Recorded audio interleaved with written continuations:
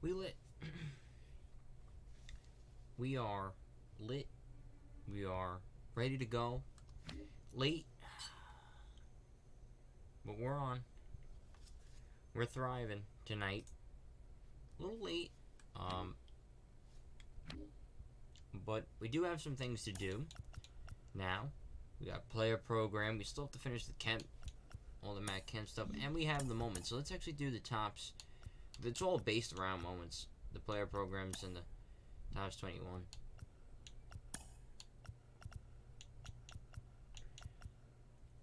Let's get a hit with Dylan Cease. The power of the Dylan. Let's get it going.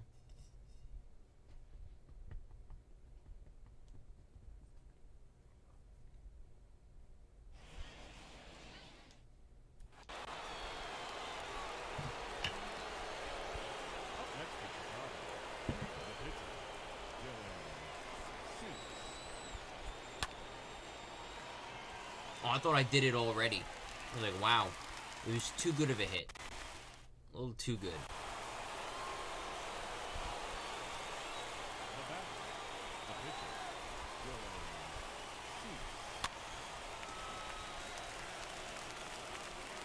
We gave the pitcher 50 contact. I mean, 50 power.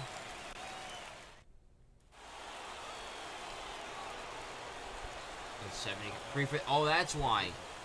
3 for 3 as an American League pitcher.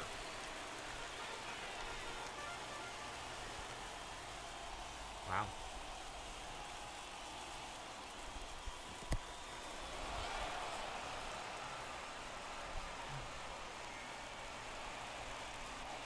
I was like, why'd they give him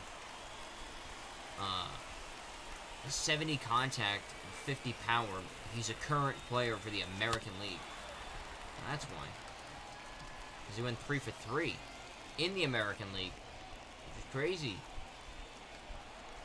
Card is a bit of ace. I need to get a hit with it in this at bat. I had great timing on that other one. Almost a perfect fly ball right to left field, but that's just brutal.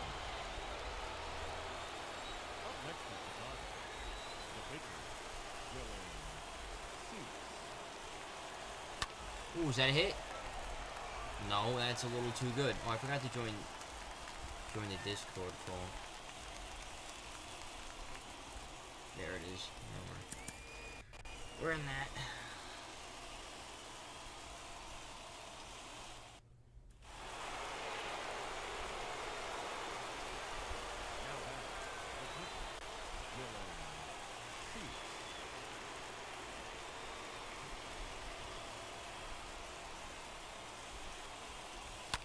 There it is.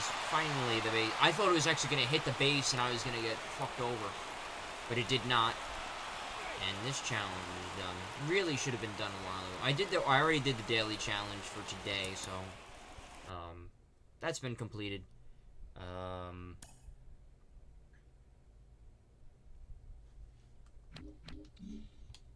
Hit a home run with Kybert Ruiz.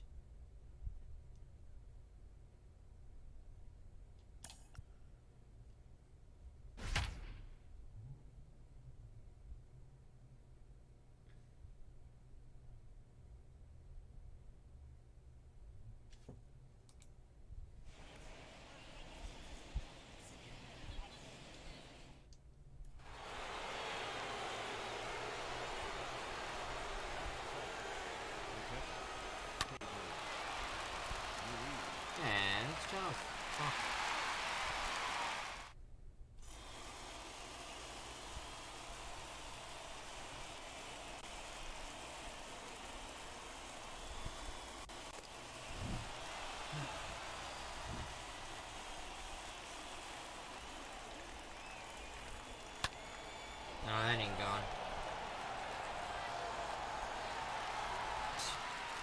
Yo, stream was popping last night. It was. We had like 13 viewers in at a point, or 11, whatever it was.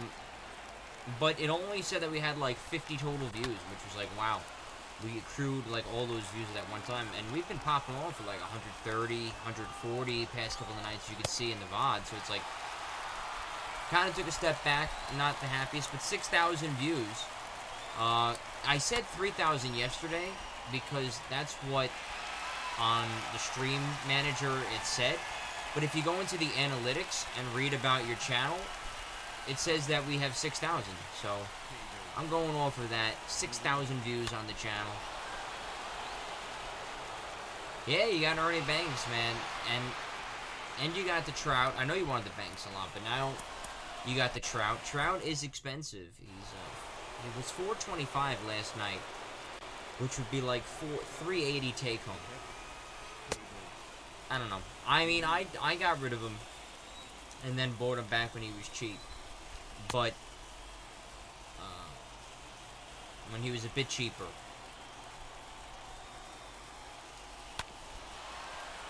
And then was able to keep.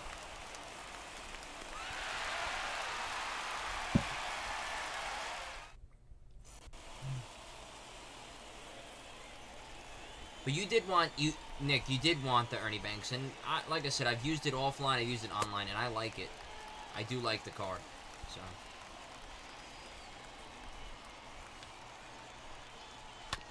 Come on. I'll get Angels collection, then I need Yankees, and I can get Big Poppy. Wow, you're almost done with the entire AL. That's pretty good. I don't know how to get stuff like that, though. Basically, it's just like, you buy low. I mean, you buy low, sell high, or if you pull, you try to wait until maybe they reach a pinnacle, and then you're able to keep it moving.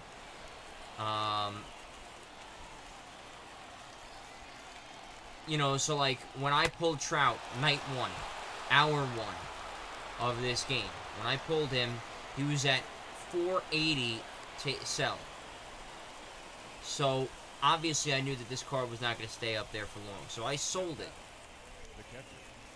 And was able to take home about 430,000 stubs. And then I bought him back that night. When I bought him back that night, I then sold him immediately again. And I was able to make a couple $100K off that. And we made some good, considerable pickups with that coin that we were accruing. Well, I mean, once I get rid of the big cards, then I get, yeah. And even then, you could drop a couple bills. I mean, not a couple hundred, but I'm talking about like, oh, you could buy a 20-piece or, you know, even a 50 if you're fortunate enough, if your parents allow you. But you could buy that, and you can make some serious cleanups of all of the commons, the golds, the bronzes, the silvers, all of that shit. Clean up all that stuff. Grab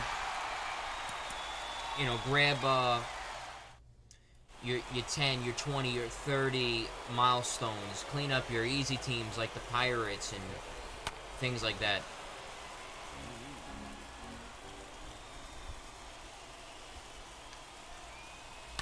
Damn, that's a hanging change. All I gotta do is hit a home run with this guy, and I really can't get it going.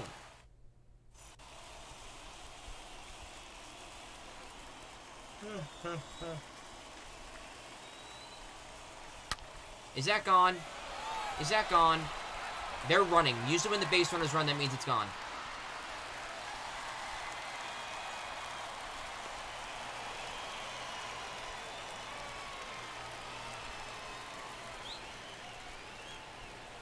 That's tough.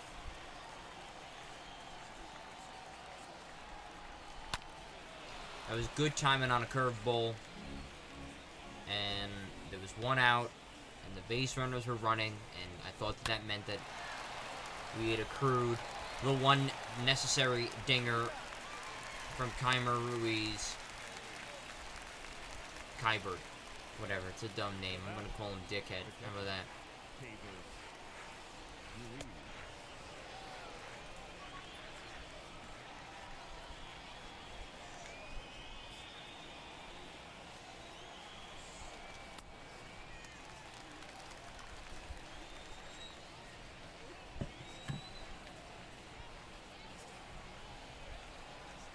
Oh, it's right down the middle.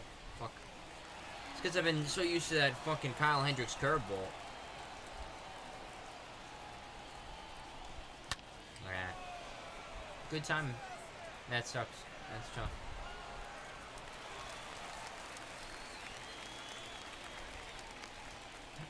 That's toughy. Come on, Kybert. Let's go. Come on, man. Get a home run.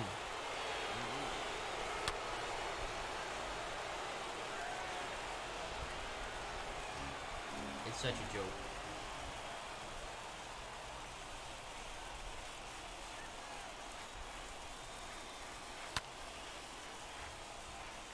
Jonathan Holder, former Yankee.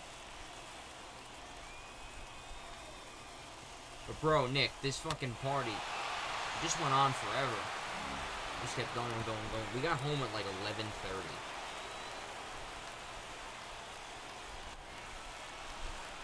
It was fun. It was very nice. We were hanging out, watched the Mets fucking choke again. It was cool.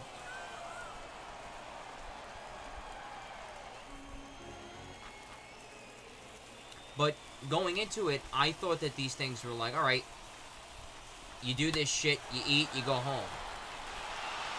And you converse a little bit, you go home, and it was like an hour. So I thought I was going to be home like 8:39, and then like it just became 9, 9:30, 10, 10:30, 11. We left, and we got home at like 11-ish, like 11:30. And then I sat down, relaxed, and everything, and I was like, alright, I do want to stream. That's when I texted you. I was like, stream? And you were like, yeah, stream. And I was like, alright, bet. Figured I'd come on, do the Tops Now moments, do the Fred McGriff, do the McGriff, do the moments. What else is there? And then maybe continue on our shit. What do you call it? Oh, there it is, finally. Continue on our thing.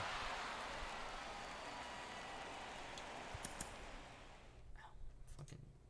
You know when you have like a headache and it just hurts like everywhere? That's where I'm at. Should I get 12 batters? Yeah. We'll do that one in a minute. We're gonna do this one. Because it's only pitched 2 innings of work.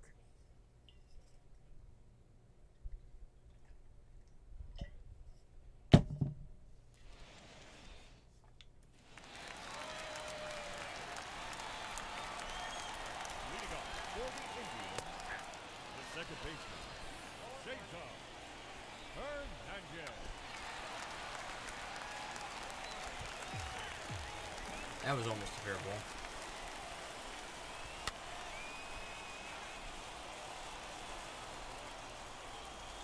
Yeah, I can't believe that, and I also can't believe that Corbin Burns didn't go up to a diamond. I also couldn't believe that Francisco Lindor's turned it on. He's gotten a 7-game hitting streak going. He was bumped down. He was bumped down to also DeGrom was not bumped up. I felt like Trout might have been like moved to the 97. Acuna being bumped up, totally understandable, to a 94. I don't know. I was like, whatever. That's gone. No, it's a catch. Okay.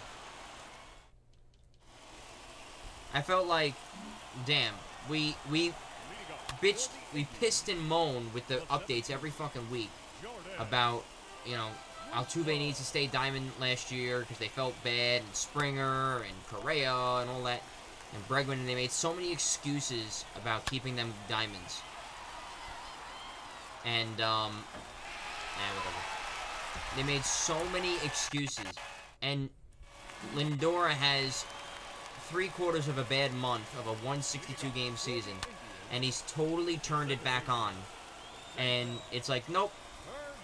We've seen enough. He needs to go down. It's like, bro, what? And after he's turned it on the past couple of weeks. Like, week and a half, 10 days. Like, piss off, MLB. Like, it's so stupid. And then Buster Posey not going gold. Not being upgraded was kind of... Yeah, Lindor went down like crazy. Like, stupid. And Jeff McNeil went up 1, and he's the fucking worst out of all of them. Like, Jeff McNeil's been boof, and they put him up 1 to an 84.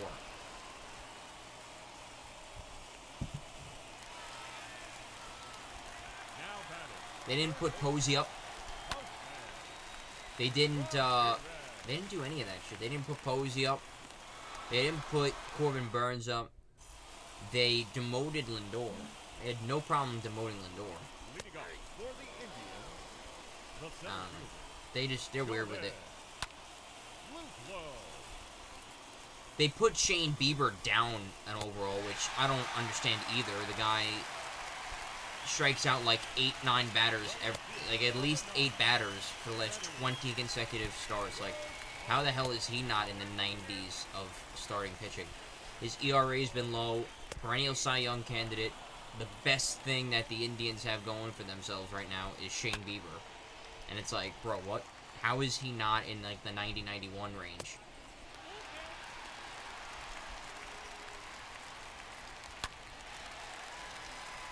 And how did Garrett Cole not get like a huge upgrade too to be on like DeGrom's level?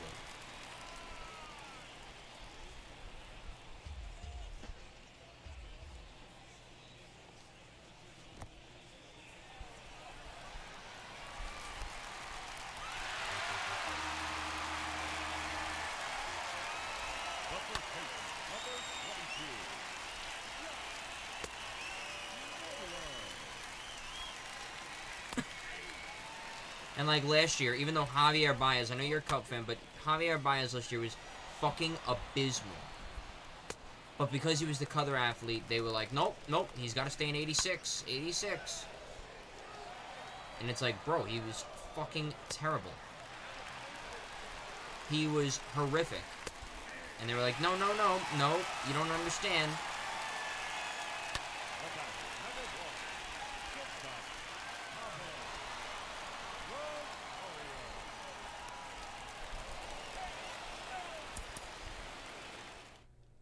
Are you kidding me? You know, if he hadn't fucking thrown the ball away like a dickhead, that would have not even happened because the game would have been over.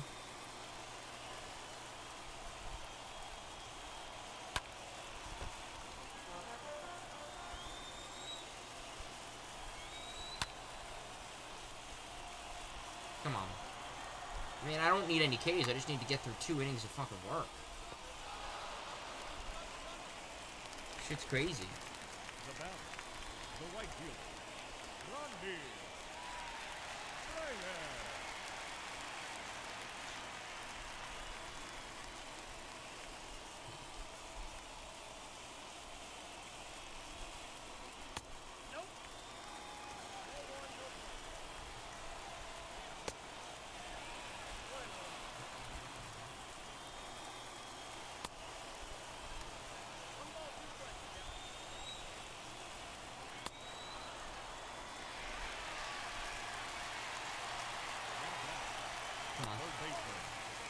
Like, I was expecting this to be the easier challenge of all of them.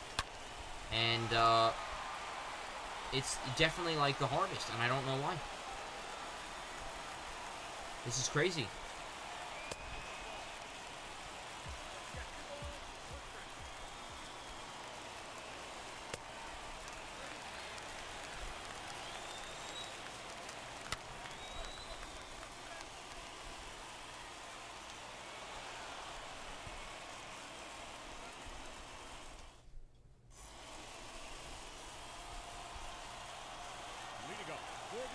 Alright, the 9th inning, our kiss of death. We've gotten to the 9th inning both attempts, and we have fucking failed both times. Luplo's hit a homer, and then with 2 outs, Rosario got a base hit, even though he should never have been up because I struck out the other Rosario. Yeah, struck out Eddie, and then Ahmed Esho from the Mets.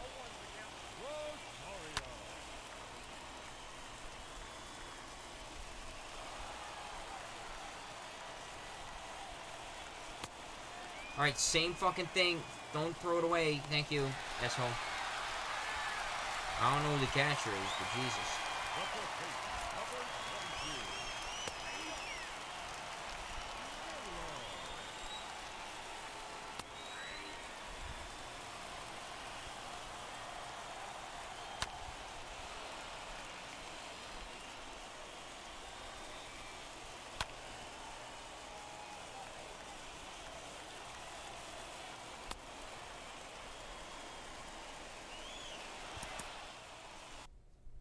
Alright, that one's done.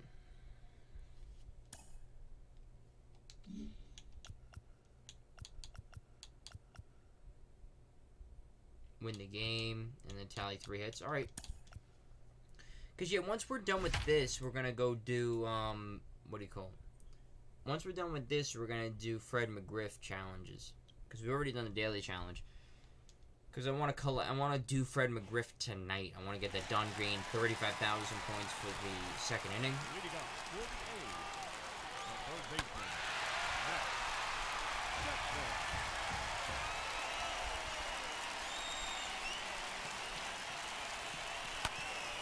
Ooh, Matt Chapman says, oh shit.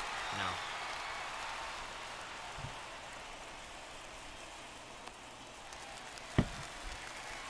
The batter, number 8, second baseman, Jed Lowry.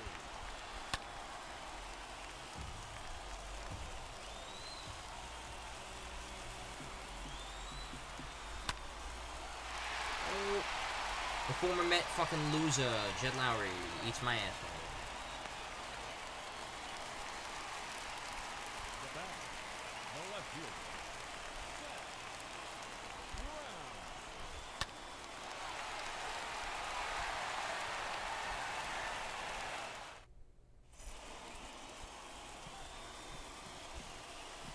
Oh, we got Chris Bassett Hound on the fucking... on the mound.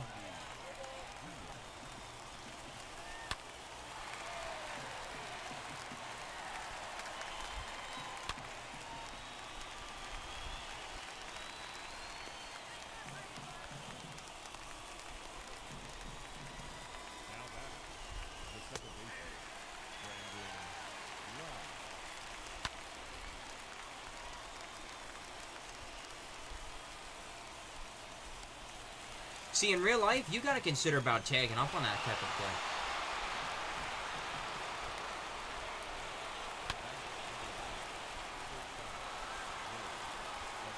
Throw it!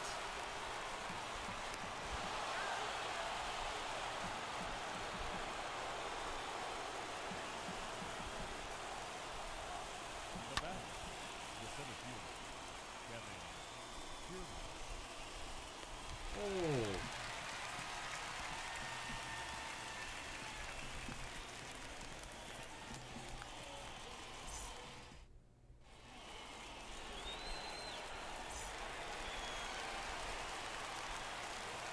leading up for the A's, the first baseman, Matt Olson.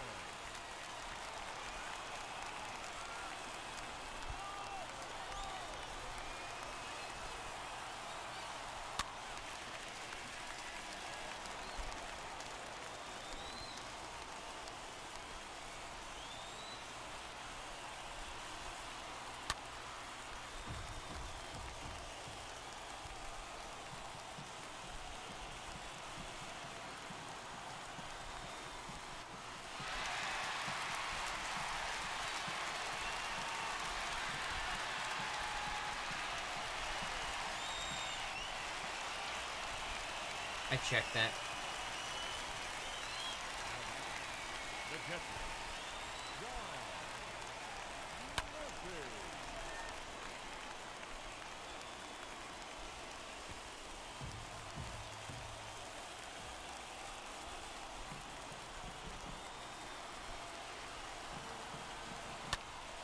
No way, game. You can lick my balls. Now back, not shortstop, Elvis Andrew.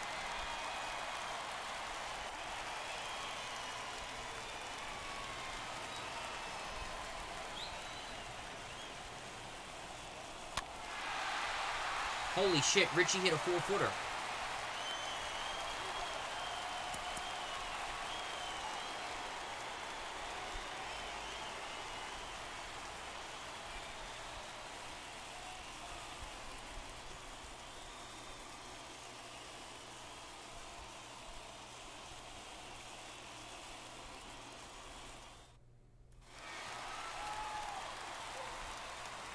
Leading up for the A's, the third baseman, Matt Chapman.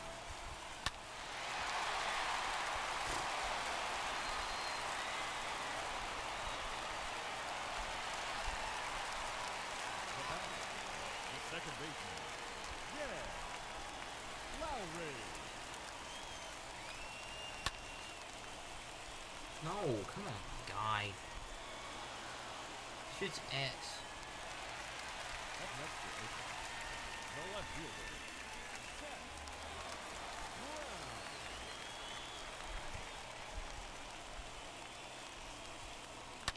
The fuck is a Seth Brown? Oh, it's actually his car.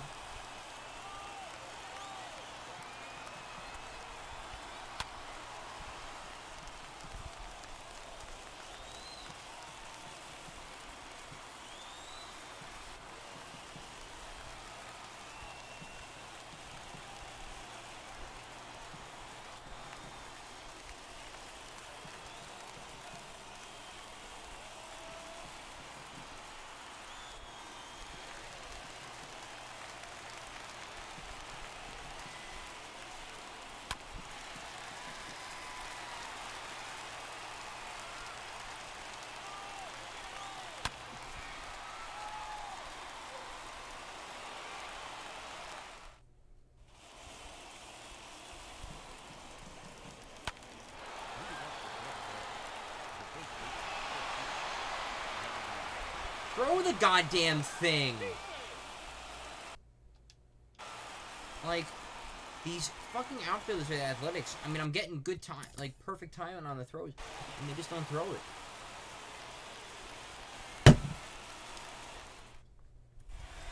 You gotta be fucking kidding me. Leading up for the A's, the third baseman, Matt Chapman.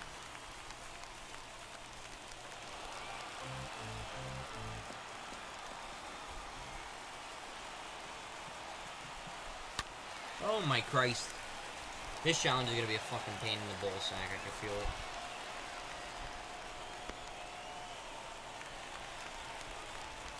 Now back, second baseman,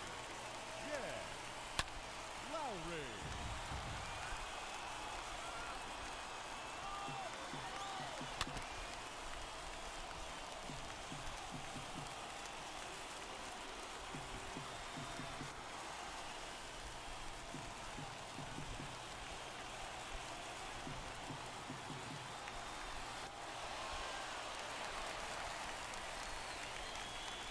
Now back, left fielder, Seth Brown.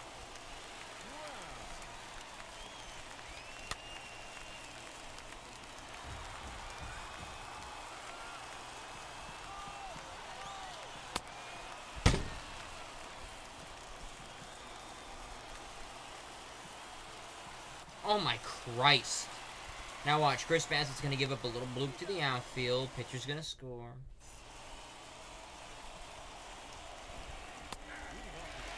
Because that's exactly what's happened.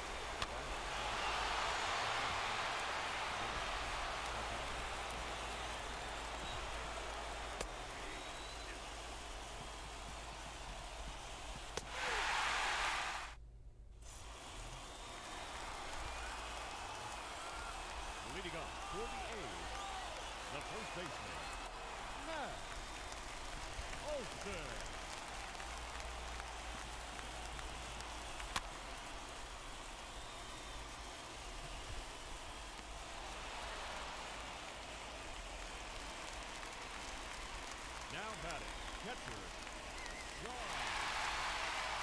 Murphy.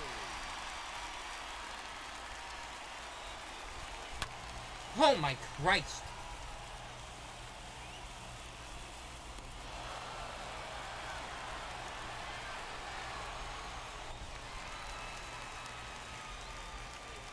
Now back, the shortstop, Elvis Andrews.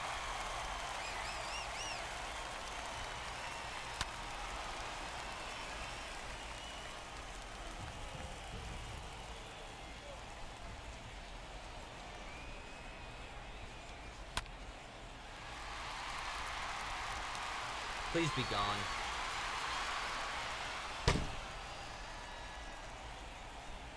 It's like it just sucks my asshole so much.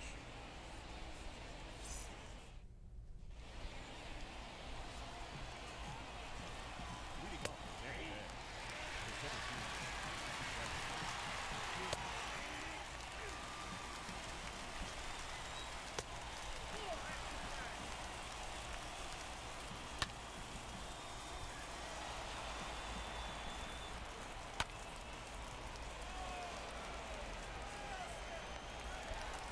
Like, stop shuffling and throw the goddamn ball. Like, what's the point of an animation if I never get it?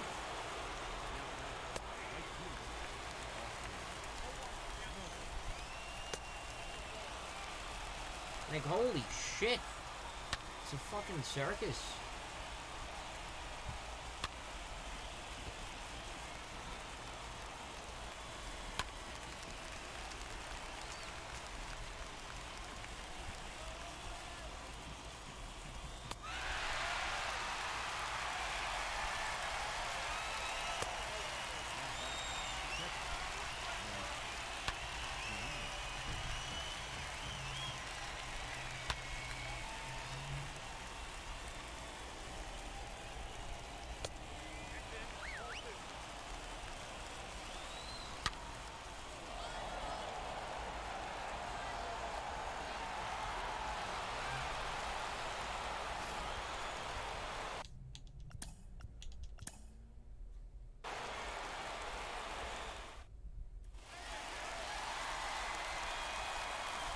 Leading up for the A's, the third baseman, Matt Chapman.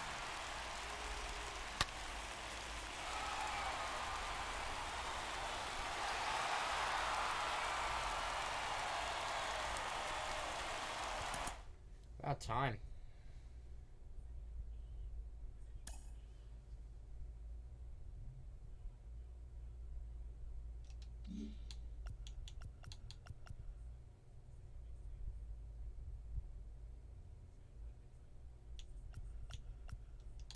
I'm going to do the strikeout one before that one, before having to get 3 hits and a homer.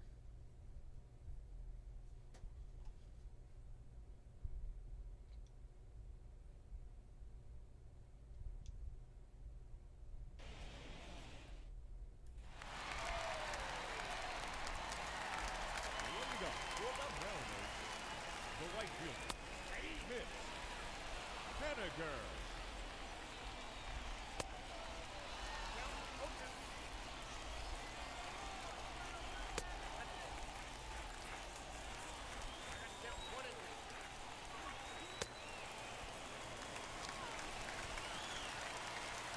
Batting second, the second baseman, Come on.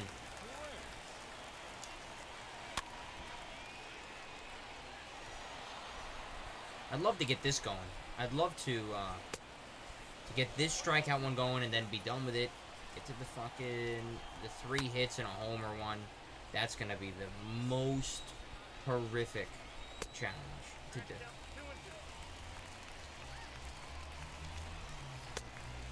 Fuck. Where did that shit miss? No way. Come on now. There it is. Alright, 2 to go. And I don't think... Yeah, there's no... Like, you can't give up a hit. Can't give up runs. There's none of that. So all it is just totally based off the strikeout. Totally based off the K. So... It'd be nice if John could put the fucking thing in the strike zone. Where I want him to.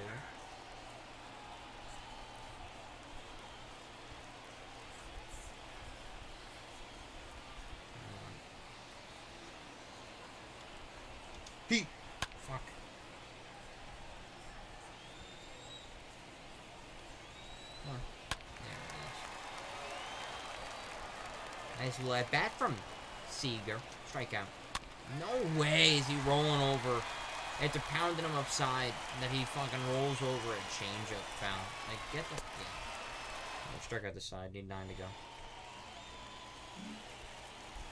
Leading up for the Mariners, the center fielder, Kyle Lewis.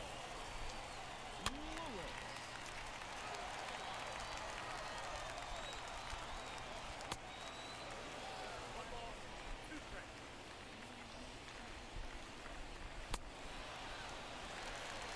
I gotta strike out the first 4 batters. Listen, Batting fifth, the more I get quickly, catcher, John Murphy.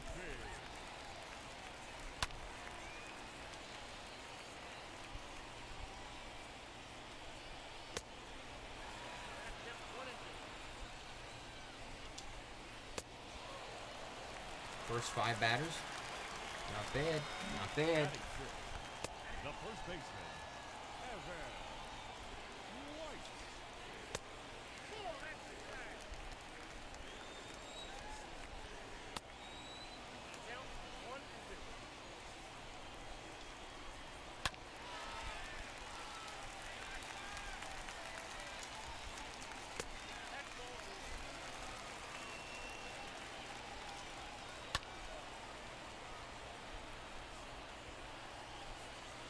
There it is. Striking out the side, back-to-back turnarounds. Let's go. Leading up for the Mariners, the left fielder, Fuck you, Sam Haggerty. Take a strike. Haggerty. Take 2. Take 3. See you later.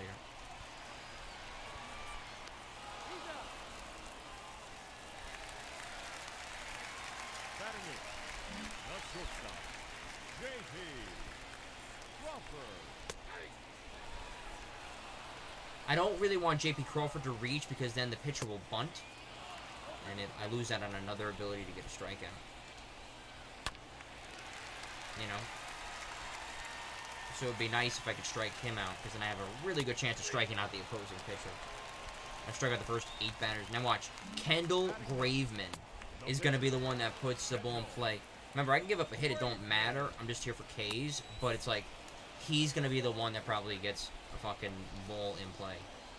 Nope. Struck at the side the first 3 times. Let's get it.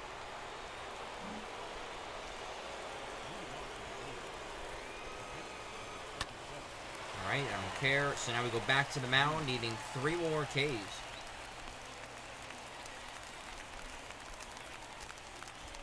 Pretty quick. Because it's a good card. I think it's... I don't know if this is a... I don't know if John means Gotti moment card because of this. That's a really good curveball, too. Oh, wow. How do you take that?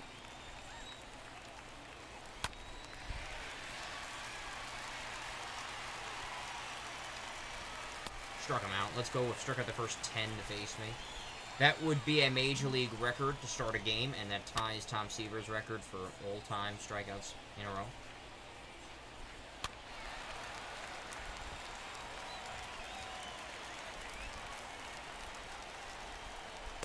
Struck him out. That's 11 in a row, so that would have been not only the record to start a game, but it would have been the record at all in a row if this was a real game.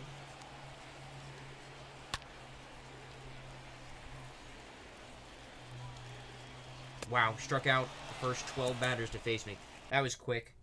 That was the most dominant I've ever been in a strikeout moment. That was crazy. So the only moment we have left to do for this pack, which is, yeah, it's a 3-player pack, is Adolis, a good hitter. Adolis Garcia is quickly becoming a breakout star in the making for the Rangers. Garcia had 3 hits, a home run, and 5 RBIs against the Mariners on Sunday. Player lock with Garcia tallied 3 hits, including 1 home run in 1 game. Length 1 game. Goal tallied 3 hits and hit 1 dinger.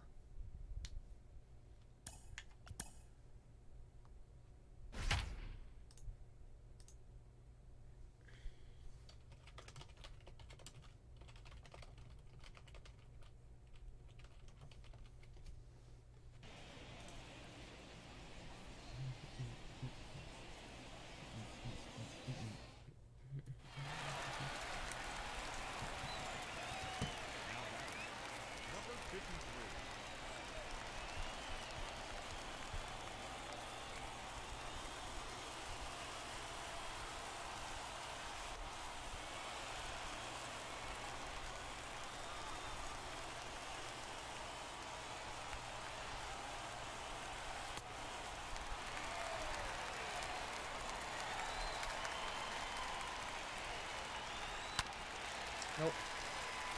Oh, it is a hit.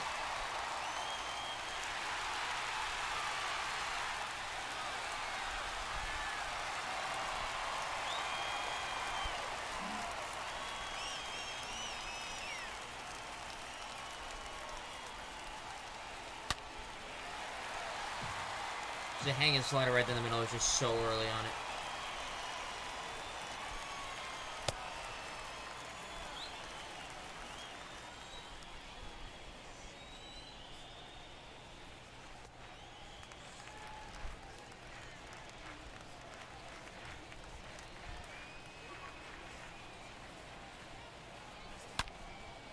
Oh, shit. Is that the home run? You gotta love it, right? You have to.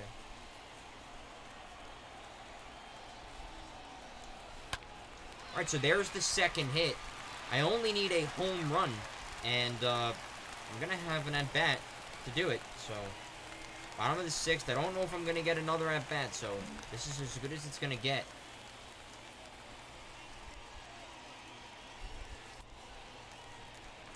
Can I complete the mission?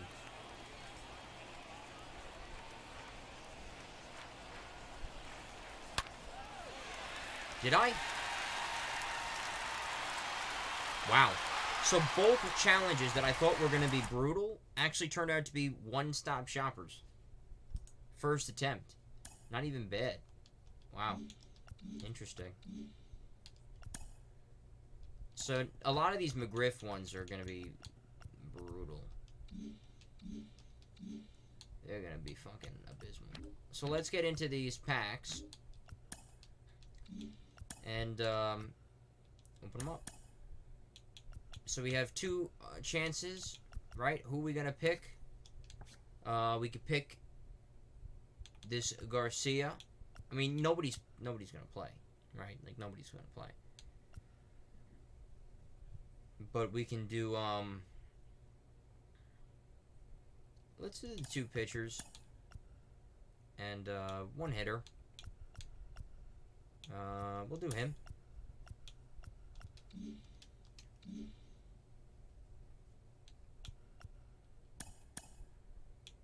See, they tried to put a little sneaky in there with this Armed Forces Day pack. Not bad. Tried to put a little sneaky in there.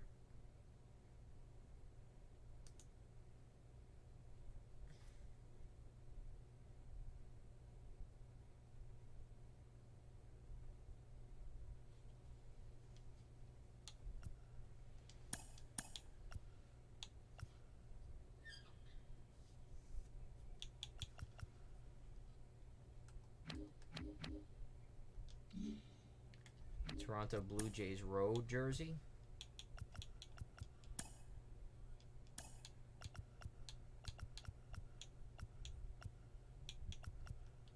Oh, that's in there. Okay. I'll buy it for 1,000. And then that one, the Cleveland Indians home. It's a lot of money because it's in that that pathway.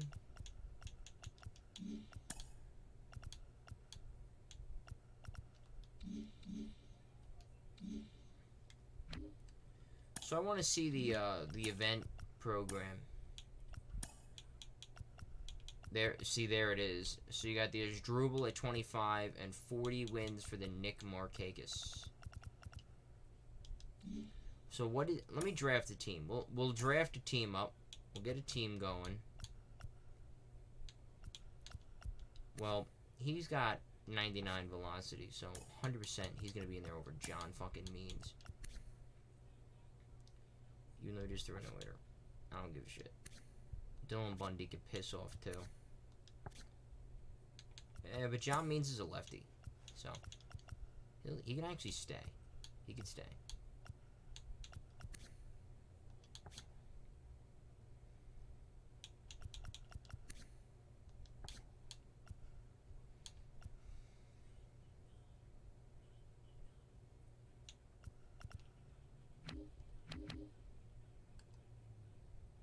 Pedro, Keller, Pagan. Where's the Chapman, McCain, Lee, Grave, Leclerc, Eric, Gagne. Do we do Gagne?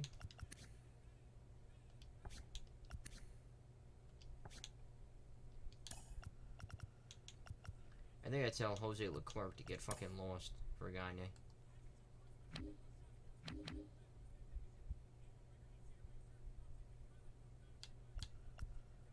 Ramos, McCann, Votto. Well, Matt Adams, not bad. Votto. Do we do the Votto? Do we do Hosmer? I don't know.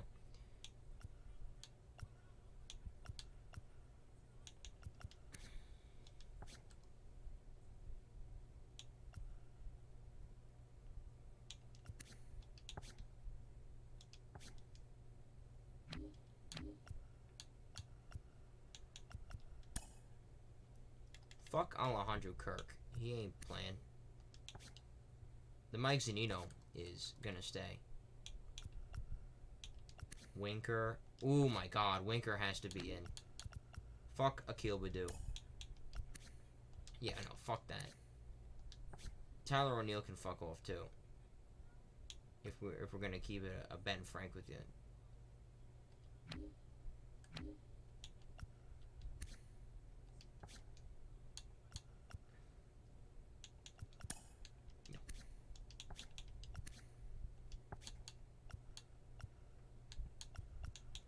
Oh, we should take the Franimal.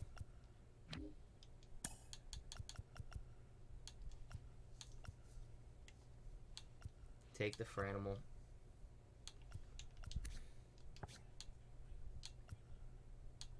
Trying to think about all the glitchy cards, you know.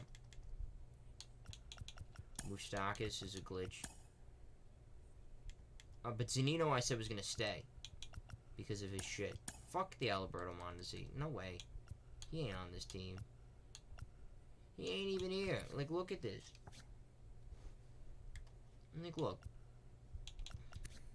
What does he have? Speed. Oh shit. I mean, honestly, fuck the Seager.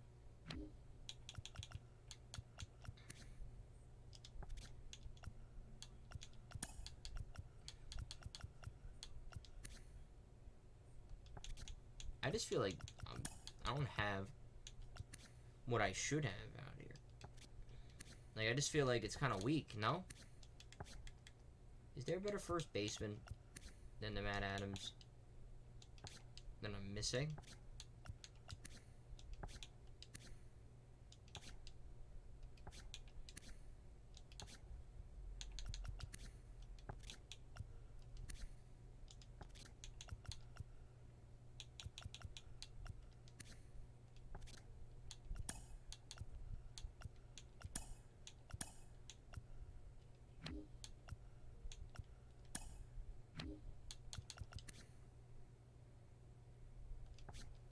No, I ain't having Tony Gwynn Noodle Bat in there.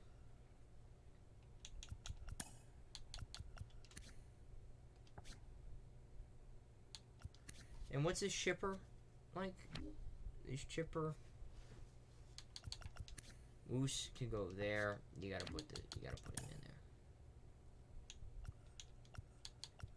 Yeah.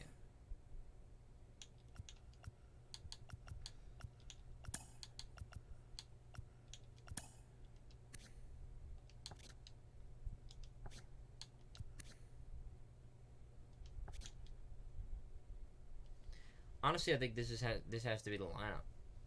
If you ask me, this has to be it.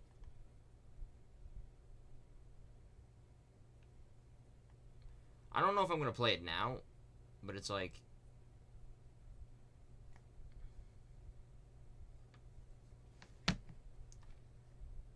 this is the lineup I want. And the event info: silver common, minimum player 60, max overall, max team is 79, difficulty all-star, 3 inning games, 3 entries.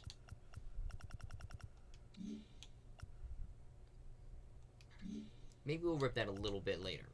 But for right now, I do want to get after the player program, Fred McGriff, keep it going,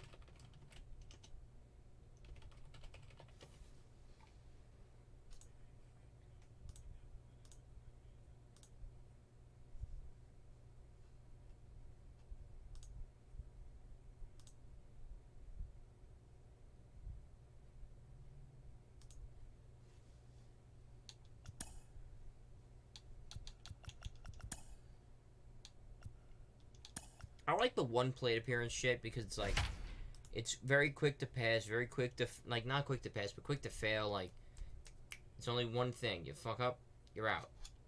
You know?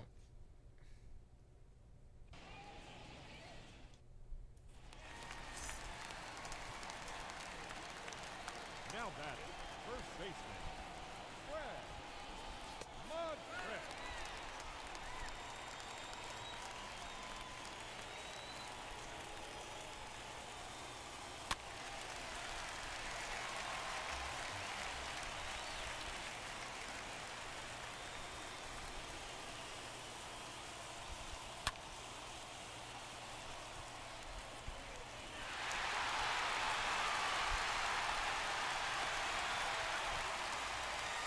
The 2 RBI double, but it's not a hole.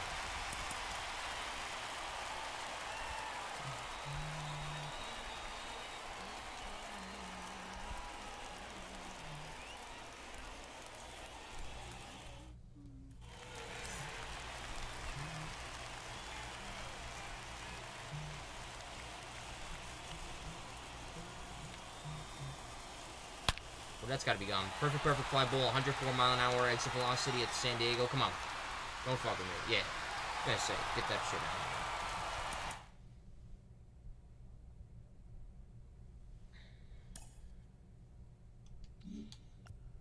Tally 4 hits. Hit, yeah, 2 hits, and then we'll get 1 homer.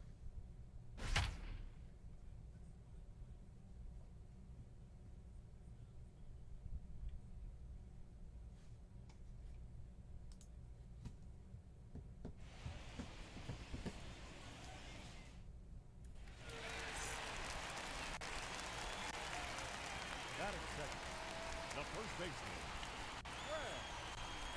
Mcgriff. Yo, Drew, what's up? How we doing today? It's been kind of boring in here. Been kind of dull, so happy that you're in here now. Let's have some conversations. Let's have some conversations about Legos, bro. Conversations about anything. You know me.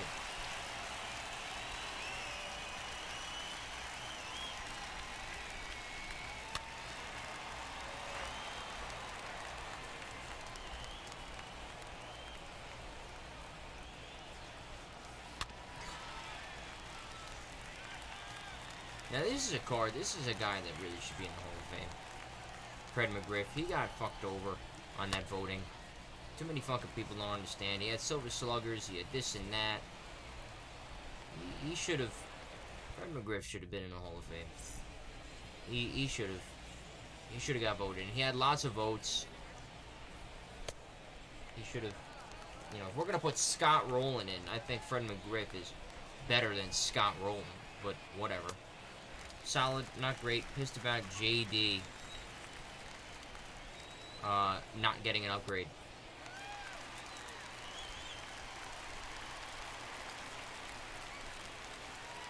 Who's JD? Oh, the game value's a tad high? I can fix it. It takes 1 second. Hold on. I suck anyway, so I don't even know why I waited. Fucking trash. Trashola. Let me fix it. We can fix it. I don't move it, so very interesting. We can move it. Move it down to let's try 12.1. How's that? Lower it down. Oh, JD Martinez. That's right. Yeah. I think of all the people that invested in the JD card. I think maybe you were one of them who invested in the JD card who now got fucked over. I mean, at that point, just hold on to it, because I think eventually, if he keeps it up, he will be put into a diamond. I would still hold on to it. Did it get better? I did lower it. It was... I did hit it with a bit of a lower. Which is weird, because I never touched that.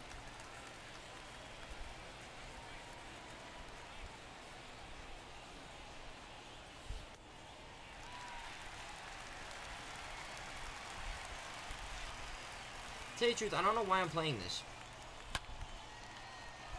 Because, I mean, I couldn't... Alright. Yeah, it's BS. He did better this month, so... Yeah, I don't know Xander getting the diamond. I think the Xander getting the diamond over JD getting it definitely took people by surprise.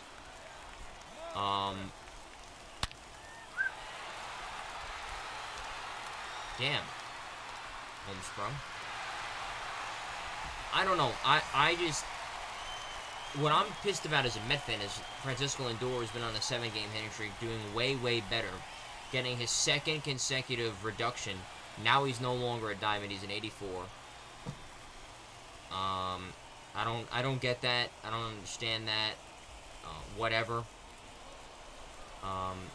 He's been playing way better.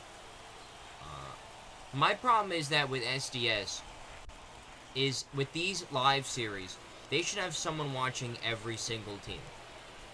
So someone watching a Met game every day, and taking notes, and taking note. And instead, they just are like, I think he's doing bad. They look at the numbers. Numbers are very sterile. Like, yes, I've been on Lindor's case ever since opening day because he hasn't been performing. But his outs have been very loud. He's not making his defensive mistakes like he was early on. He's been a much improved baseball player the last 2 weeks of the year. And I just feel like, you know, we reduced him, but I don't see why. I didn't get it. Also, Winker has been one of the best hitters in the National League. Yeah, no, I knew who you meant, because I know you're a Reds fan, and I know Jesse Winker. Remember, I'm still butthurt from 2 years ago when he did that fucking wave bullshit, and then he got ejected the next night because he argued balls and strikes. I was screaming at my television, like, get the fuck out. And he's from New York, too. I think he grew up a Met fan, too. I was like, get the fuck out of here. Being a fucking herb, waving at the crowd after he caught that ball to end the game. What a bitch. And the Met fans have never been able to boo him. I guarantee you, because Met fans never forget anything. Like, look, John Rocker made one fucking comment 1 billion years ago, and people still remember it. So it's like, I can guarantee you Jesse Winker will get booed the next time he's at Citi Field when the Reds come to town, I think next month.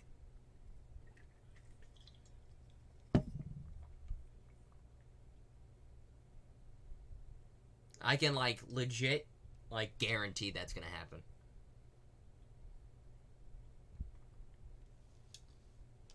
Jesse Winker. Ah. What a guy.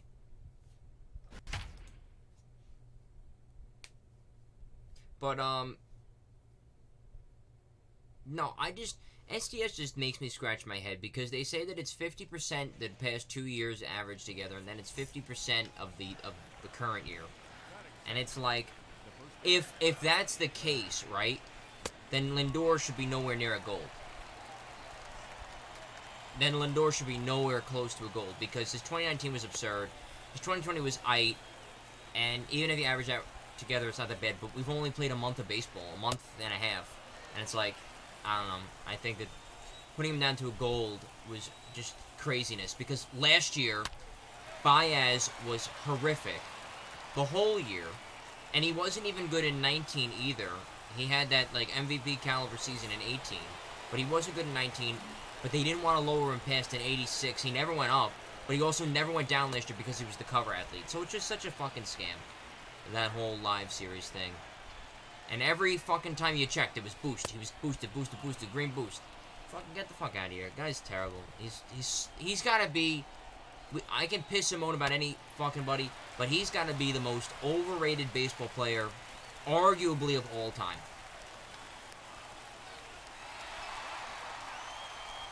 No, I'm not saying that he doesn't deserve it. I mean, I just made the event lineup.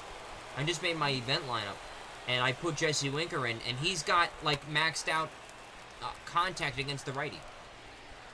Oh, 100%. True. 100% they play favorites. 100% they play favorites, and it's so sad. It's like so stupid. It's so stupid. They play favorites. It's not I think, it's I know. They 100% play favorites, and it's so noticeable. It's so noticeable.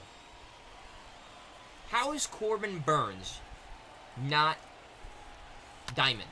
Not like at this point in 87, because he wasn't even bad in 2020. And he comes out of the gate to start a season with 58 consecutive strikeouts before a walk. Has a great ERA. He's helping the Brewers win baseball games. Like, are you kidding me? Like, you know what I'm saying? Shit's nuts. How is it possible that he is not... No, he didn't even move. True, he didn't even move. He's still in 84 gold. He didn't even move. Didn't even move. Look at this shit. Shit's nuts. Hold on. We're gonna go look it up. Look. Roster update. Look. Let's arrange by overall.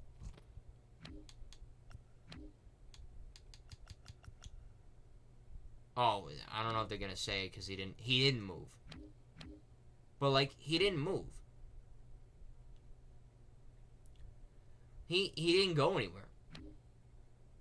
Can we just go through this very quick? I don't know if you want to go through this, but let's go through this, please. Because, you know, those next couple of Fred McGriff challenges are going to give me angina. I can feel it. Ronald Acuna going up? Absolutely. I mean, the guy is easily the front runner for National League MVP. And if there was a Major League MVP, he'd be the front runner of that too.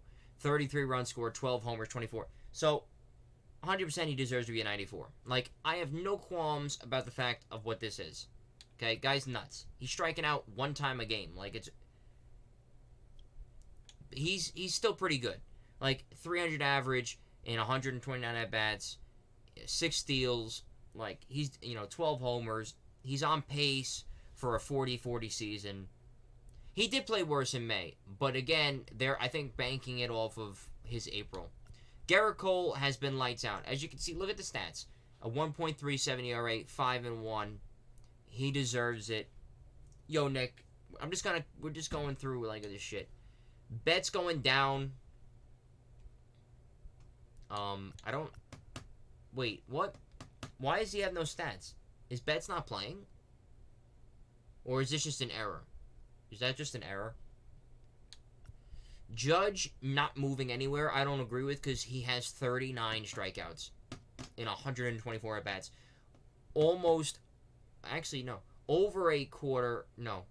Just about a quarter of his at-bats end in a strikeout.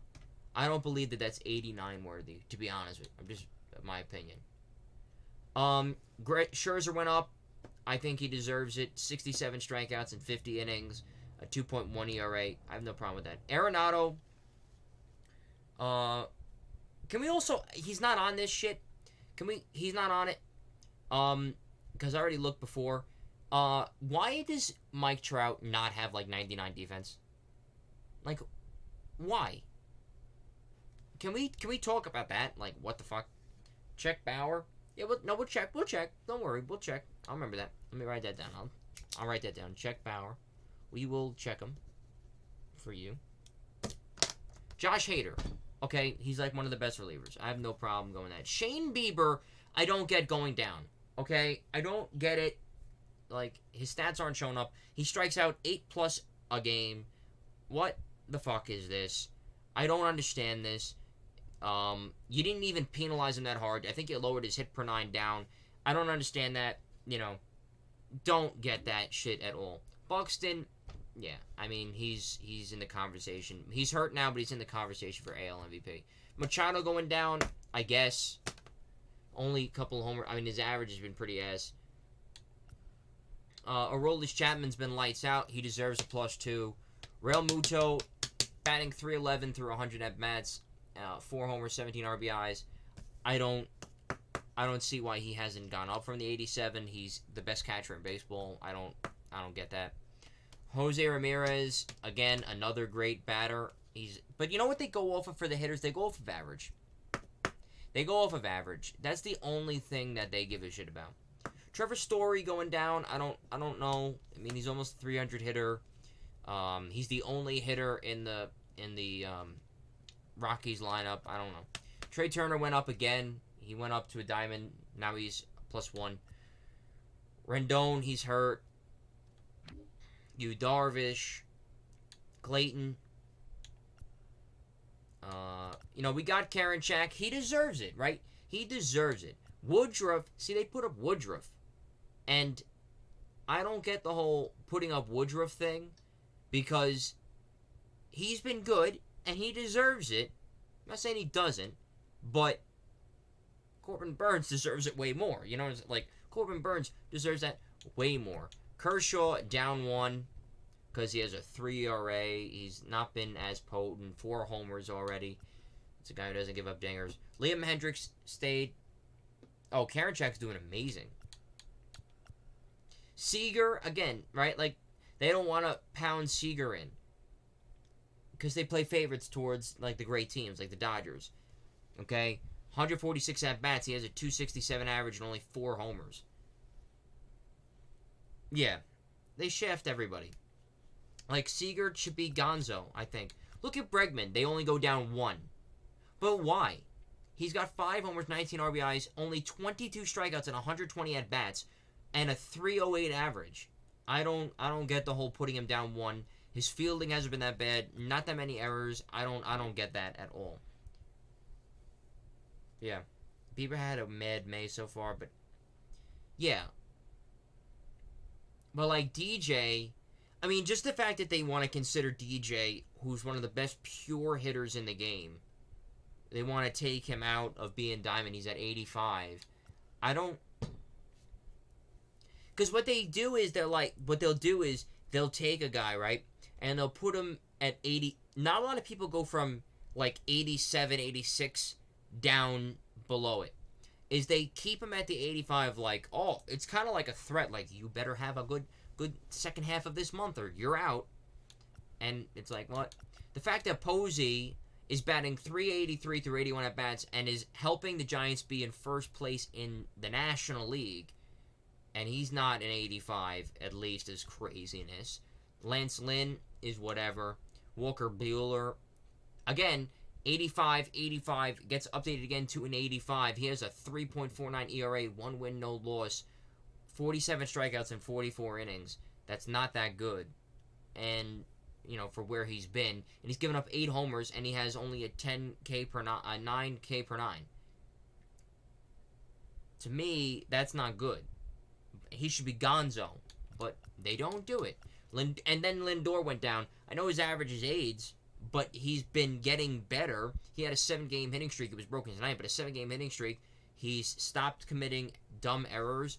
Look, he doesn't strike out that much. Like, 114 at-bats, 18 Ks. He's one of the only hitters that, like, has that many. Yuli Gurriel is 19. Posey doesn't have that many at-bats. But, like, you know what I'm saying? Just stupidity. Craziness. Then McNeil, who's doing fucking way worse than he's been in his career, he gets an addition of up 1. Why? Because he has 9 strikeouts and 98 at-bats? Because he pops up all the time. Because he's fucking abysmal. Nelson Cruz has 9 homers, and he's old as shit. The fact that they put him down 1 is crazy. Abreu, they went down 1, even though he started the year off as a diamond. Baez, they added 1 because, we gotta fucking jerk off Javi Baez a little bit more. We didn't jerk him off enough now. Craziness. Matt Chapman was a diamond, and then they said he's fucking abysmal at hitting, so we can't just put a guy in diamond because he fields well.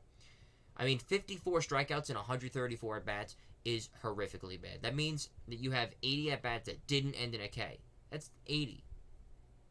And then you have 5 homers. So 75 at-bats did something else. That's abysmal. That is not good. That's not good. Castellanos is whatever. I personally think Castellanos should be near a diamond. But whatever. Flaherty, who was a diamond, now he's not. 7-0. Like, I don't know. It's just so weird. Trevor May gained 1, which is nice. Joey Gallo, which I thought that Cruz may go. I thought so too. And then Joey Gallo doesn't fucking do that shit. I liked that they're fucking hammering Correa. Matt Barnes went up. Giolito went down. I don't get that. You want to know what the biggest fucking scam of them all? I'll tell you what the biggest scam of them all is. Let's find it. Hold on. We gotta find it. John Means pitches a no-hitter. A no-hitter. Should have been a perfect game.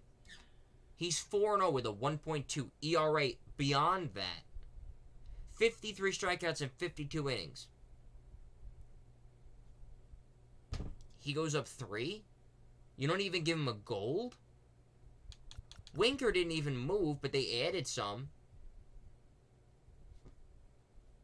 Bro, what? He's better. Yeah. Yeah. It's just such a scam. And they get ripped to shreds on the Reddit, on the Twitter, on everything. And they should, because I don't think they have people that watch all the baseball games. I think they just kind of go in and say, because it's not consistent. It's not consistent. It's not consistent. You know, if you said, like, all right, you have to have a 300 average and have this many homers and you have to have this, this, and this, it'd be a diamond. Okay. Yeah, it means you get a boost for the Pine Tar. Yeah, a Pine Tar fucking badge. Pine Tar badge. But you know what I'm saying? Like, Sandy Alcantara, a 4 ERA, but he gets a +1? How? How?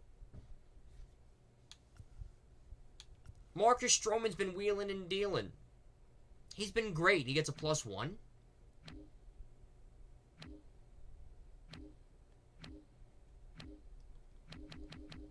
Where's the other guy? Taiwan. Taiwan got an upgrade. There he is. No, that's James McCann. James McCann has been fucking awful. Awful. Awful. Horrific. He should not be a silver. I'm a Met fan. He should be fucking... Get the fuck out of here. 89 at-bats. 3 runs. 1 homer. 7 ribeye steaks. A 202 average. 24 Ks. All he does is hit ground balls. Yes, he has a good arm. I think his arm should be higher than a 74 because he's throwing out a whole bunch of runners. But Jesus Christ. And then Taijuan Walker only getting an upgrade of 2 is fucking insane. Taijuan Walker has been the biggest surprise probably of the New York Mets season. Is this guy right here. Being 3-1 with 39 Ks, 41 innings, 18 walks, 1 strikeout, 1 homer allowed. 1. 24 hits allowed. Yeah, because he melted down against the Cubs with that strikeout, and Nick, don't lie, there was a lot of strikeouts that should have been recorded in that game. Don't fucking lie to me. That fucking game, that umpire was bullshit. Home plate umpire. Fucking when the Mets came to the plate, the strike zone was this big, by this big, and when the Cubs came to the plate, the thing was just fucking, get the fuck out of here. Craziness. And even with all that shit, 2.2 ERA in 5 starts. So, Taijuan Walker should be... Yeah, you know I'm right, too. You know I'm right, too. Don't fucking lie. Don't be crazy. So, that's basically it. Those are the big things, because I don't really give a shit about anything else. Let's go in and show Drew Trevor Bauer. Trevor Bauer still here at 88, which I don't fucking get at all. Price has been going down, but I don't fucking get it. The guy has been getting knocked around the yard. And for the guy who has the highest AAV of any baseball player in the history of the game, and then his contract's going to top that by $5 million next year, more than any one of the 19,890 people before him, before that contract, higher than anybody else, even with if you account for inflation, he's got the highest, and he is fucking awful. This guy should be down here. He's fucking trash. He's a trash can, Mickey Mouse, fucking Cy Young candidate. He's horrific. And I'm not butthurt that the Mets didn't get him. Dude, Taijuan Walker is $1 trillion cheaper and way fucking better. So, who's the fool? Dodgers are the fool because they've committed so much goddamn money. And remember, it's a player option. Player, meaning the club has to honor his wishes. So they're locked into that contract. Because if he's terrible, he's going to say, fuck yeah. I want that contract. Haha, bitch. And they're going to say, okay. And then if he turns it on and he's great, then the team will be like, fuck, you going to take that? And you're going to be like, hell yeah. So, well, he bet on himself and he's going to lose because he is not going to be able to pitch. The only way that you can make yourself available for $40 million as a starting pitcher for right now, and the highest AAV of any baseball player before you, and probably a couple after him too, is if he had pitched a no-hitter or a perfect game every single start. Strike out 500 people a year, you know, strike out 20 in a game a couple times. Like, you have to be, like, having the greatest season of anyone who's ever walked the planet. And you're not. He's not even having a mediocre year. He's having a fucking abysmal year. So, it shows you how brutal he is. Yeah, it shows you how good she is at sucking cock. You gotta think, there's a little something going on. They're a little too fucking pain. I'm sorry, but you don't get in a pool with her, with your agent, if there's not a little something going on. Alright? Come on, let's keep it a Ben Frank here in this chat. I always keep it a Ben Frank. I expect everyone else to keep it a Ben Frank too. You can't tell me there's not a little something going on. Come on now. Let's be honest with each other.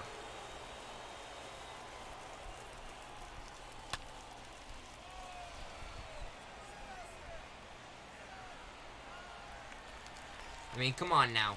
Who's taking... What fucking agent is hopping on the shoulders of their fucking client? What agent is hanging out in skimpy... I mean, I'm not complaining about that. But skimpy bathing suits with your client. Who's fucking posting all types of photos at his house? Get the fuck out of here. You gotta be playing with yourself if there's not a little something going on.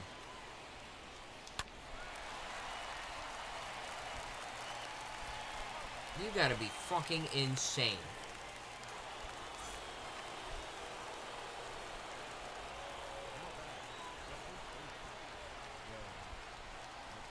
You gotta be insane.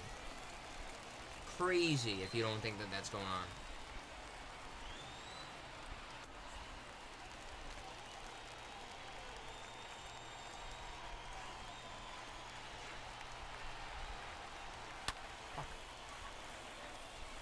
Oh yeah, I mean, you can't knock her for the job that she does. I mean, she got the greatest contract in terms of AAV of any baseball player ever for a guy who was mediocre, basically mediocre when he was in Cleveland. I would say you could argue cost the Cleveland Indians a World Series because of his fucking drone bullshit. Was aight, succeeded in a short 60-game season with the Reds, and now can't compete with the Dodgers. Oh yeah, no, yeah, Drew, I 100% agree. They're definitely together. They are 100% together. Without a shadow of a doubt, they're together.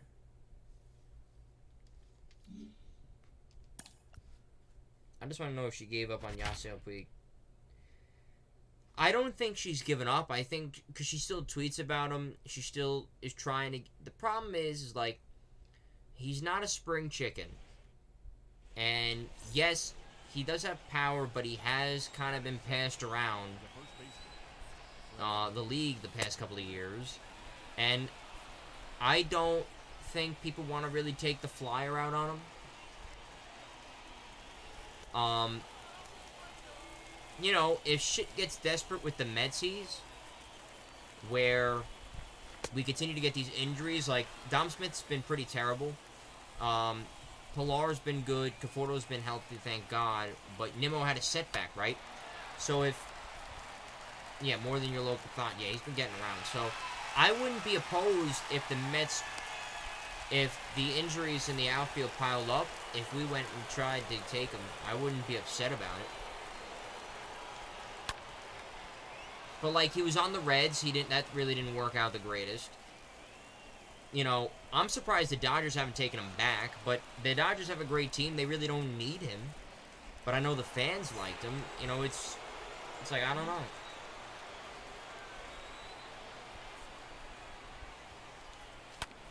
That's a base hit. Alright, so we just need, 9 total bases more? 9 total bases more. Fuck, I lost a follower? God damn, we're back down to 429. Dude, I just can't stay over the 430. I can't stay over 430 to save my life. I can't. Dude, we get up to like 431, boom, back down to 420. It's like, shit. It's like 430 is the fucking Waterloo. Like, we just can't beat it. We just can't put it away. I don't know. And it's people who like unfollow from like months ago or weeks ago, and it's like, shit.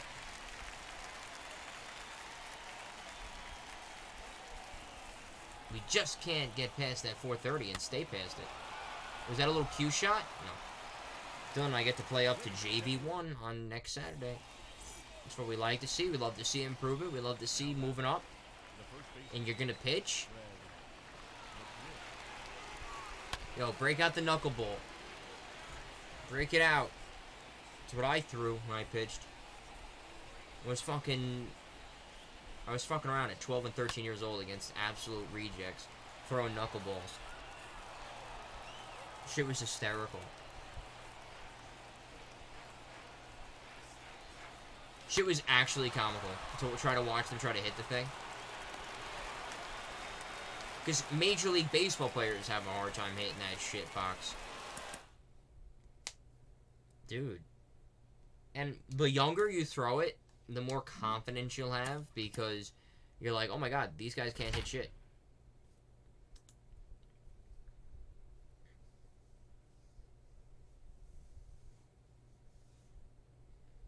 See, that's what I'm waiting, because I have a, like, on the Wise bot, it'll tell me, like, unfollowers.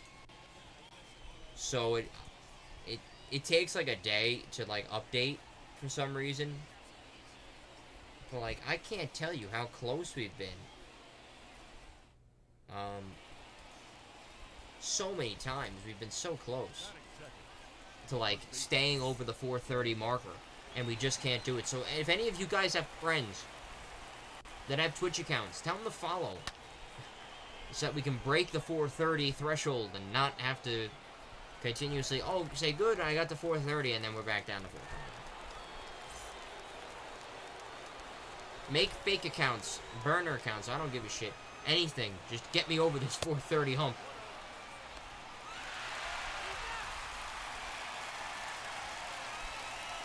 I'm kidding. But am I really? I don't know. That's a perfect liner. Let's go. It did go out. Alright, that's a huge amount of total bases. That's 4 total bases. That is major.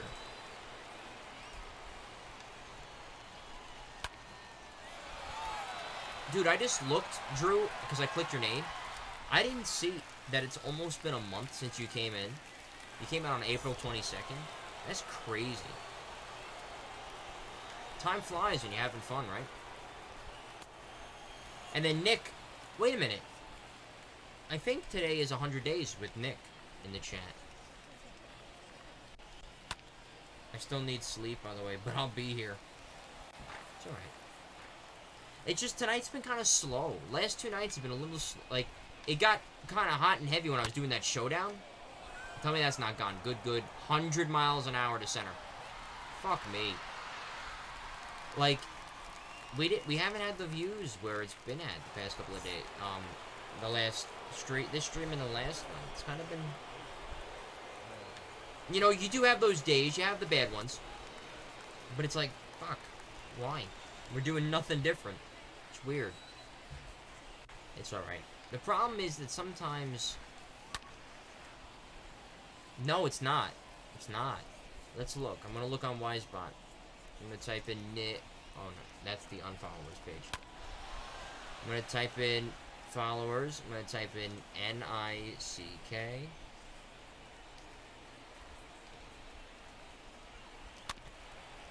$98 days. You followed on February 5th. 98.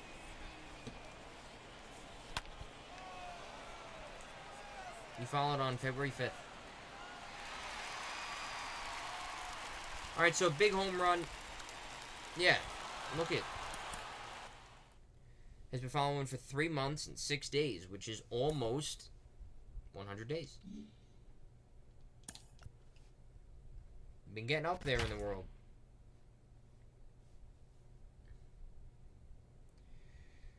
Well, I thought you were here longer too. I didn't think you... No, because I doubt you would have been in here and then followed later. So, I'm sure that it is 100. And remember, you're on here for a couple of hours, you know, with me. So, you know, we do grind it out, the time together.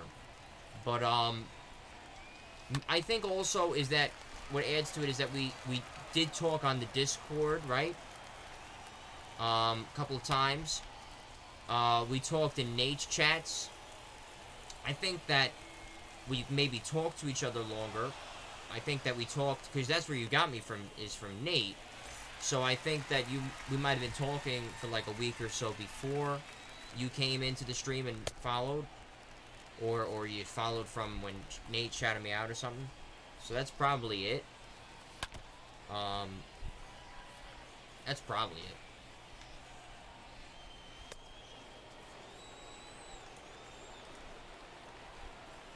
I joined Nate in mid-January. Mid to late January. Like, maybe like the 21s of January. Maybe like the 21s. Something like that.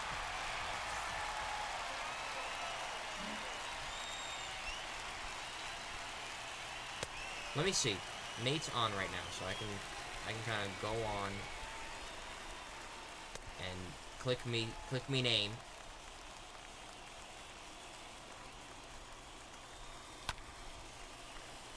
Click me name. And then I will see how long I've been in Nate's stream. Fuck! Perfect grind at 111.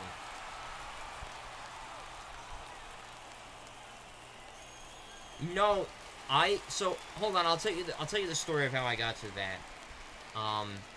Right after I find out this information about myself. Come on, base hit. Fuck. Come on, why am I not popping up?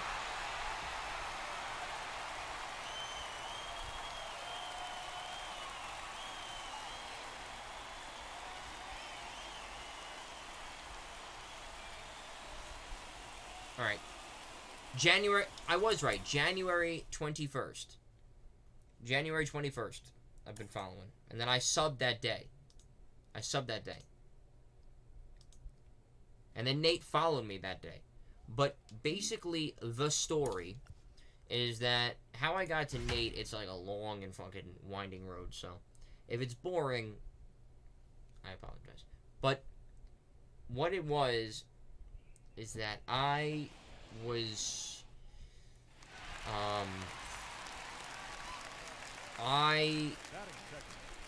playing the event, the World Series event. So it was October. And I played a guy named Slam Van Gundy 2. I beat him. And I wasn't trying to brag. I went in because I was like, this is good. That was my anniversary with my ex. That's tough. Oh, speaking of that's tough, bro. We just ordered it. We're going to pick it up tomorrow at not Walmart. What's the other one? Best Buy. Soundboard. So, guys, if you can, type away in the chat. Please tell me what sounds you want. I know what sounds I want. We're going to have Green Giant. We're going to have... A lot of it is based off of the Troy Dan stuff. But we're going to have fucking... We're going to have a soundboard. Things to press. So, type in what you want to hear on it. Type in what you want to hear, and I can kind of cut up the sound and have them ready to go, ready to upload. But anyway... that's like legit the final piece, because I ain't buying no fucking lights. Fuck that noise. So, if anything, I'll ask for like LEDs for Christmas or some shit. But, let's go. Alright, so that challenge is done. So, I played him and I went into his chat and I said, hey man, I just played you, like, good shit. And we got the chat, and real nice guy. And I was hanging out in his chat, and that's when I met Roflo. And I joined Slam's Discord, and I was chatting. At that point, I was not a streamer. It was like a month away from streaming. I was not a streamer. I had no real plans of being a streamer. I always loved the idea of it, and I always wanted to do it when I, like, especially when I was younger, like when I was like 16, I wanted to do it. And if I had been doing it, I think that we'd be very different right now.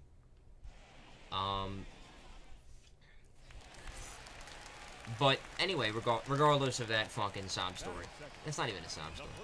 But regardless of that shit, Dan, that's a fucking fantastic hit, and I knew it was cool. But anyway, I joined it, and always, Roflo would be promoting his stream, and eventually, Slam Van Gundy, his actual name is Sam, stopped streaming. He just didn't stream anymore. So I was like, okay, that sucks. But I was in his Discord, and I was always getting notifications of Ronan going live. Always got notifications. And I never watched. So, you know, October became November, November became December, December became January. And in January, that was when the George Springer stuff was heating up. George Springer to the Mets was heating up. So, I said, you know, because he entitled it, like, George Springer to the Mets. So I said, you know what? This guy's always promoting himself. I'm always getting these notifications. Let me go in and watch. Let me see what's up. And I think I was watching as I was streaming, even. And because I had already been streaming by that point for about 2 months. So, I was watching him. And I was loving it, so I followed. I don't know when I subbed. I think I subbed pretty close to that point. So anyway, that night, he raids.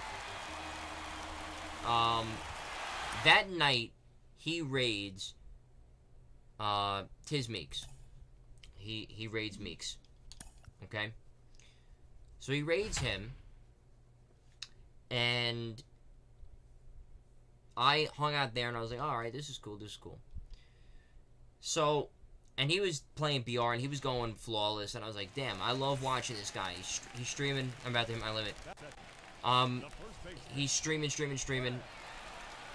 And, you know, he would stream for like 7-8 hours and go 12-0 in BR, and I loved it. So, I was watching him for about a week or so. Week and a half. And he finally raided Nate. And that's when I met Nate. I hung out in that chat all day. Like, I was tired. I stayed up all night watching Meeks. He went 12-0. And it was like 9 a.m. Like 8:30, 9 a.m. And I was like, fuck, bro, I'm so tired. But I just couldn't turn Nate off. Like, I love the vibe. He was Australian, you know, former pitcher in base, like, actual baseball. He was with the Twins. I was like, damn, this is really cool. So, I just couldn't turn it off. And everybody was chatting. The chat was, like, really swell. They were making me laugh. I was chatting. I was making him laugh and stuff. And it was good. And eventually I was like, I want to follow. So, I followed. He was like, thank you. And then I was like, alright, I'm going to sub. So I wound up subbing. And then he wound up shouting me out, following back. And he was subbed to me for a month. Which meant a lot. Still means a lot. Still does. But, he followed me, and then I was just like, wow, so, you know. It meant a lot. So then, it actually happened all during Huey Lewis's Power of Love, which is why if you're ever in the chat, and Huey Lewis's Power of Love comes on, he always says, Dylan, where's my fun fact? Because that became kind of like our thing. And then we've just been kind of chatting and stuff about, you know, becoming a partnership with the podcast and stuff, and it's been a lot of fun.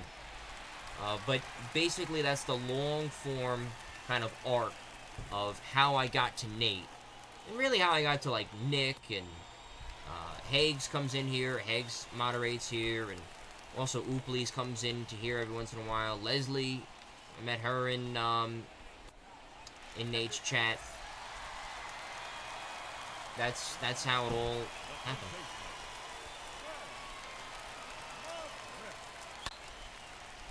Well, I'm gonna probably restart this because this has been a brutal fucking showing in these games.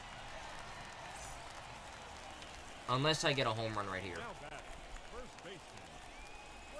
We get a home run here, we've got my attention. But Nick, if you're about to get in, it's all good, my guy.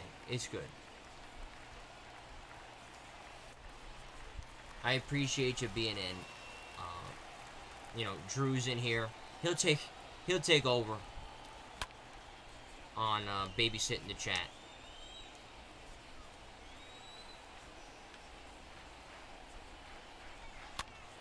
Well, you want to know why when I saw that thing and it was like, I think yesterday when the sub count went down, what it was Mads, Nick, your boy, his sub ran out. His sub ran out. So I'm gonna reset. I only had I only had 2 hits, no extra base hits.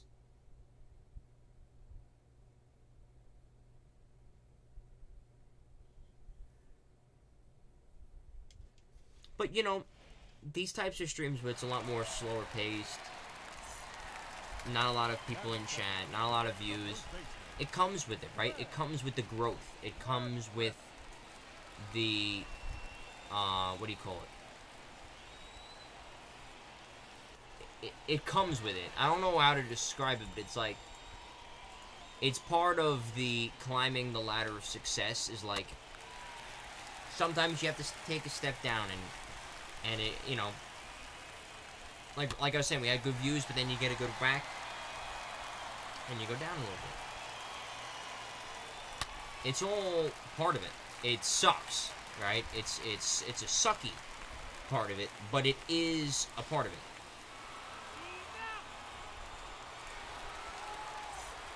You know?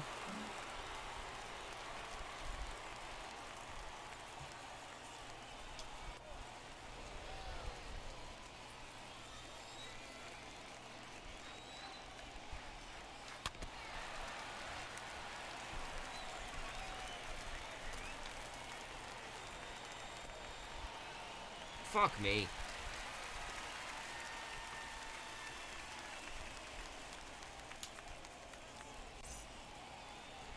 This is the final Mcgriff challenge. Like, this is what's suck about it. It's the final one.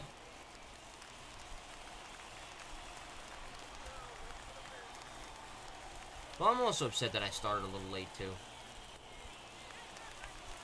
Because of the party. When I got home late. I planned to get on nice and early. Mech game was over by 10. I was expecting to be on.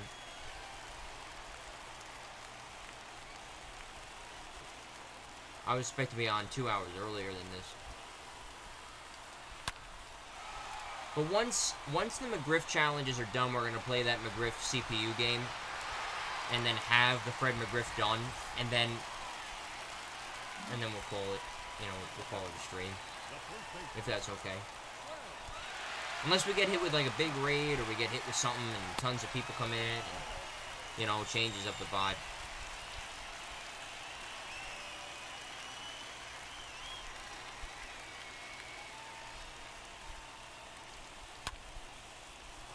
Is that not going to be gone? Good. Oh, it is. Let's go. That's a big play. Picking up 3 hits and 2 extra base hits on that shit. That was a really big play. Alright. This is definitely a good thing.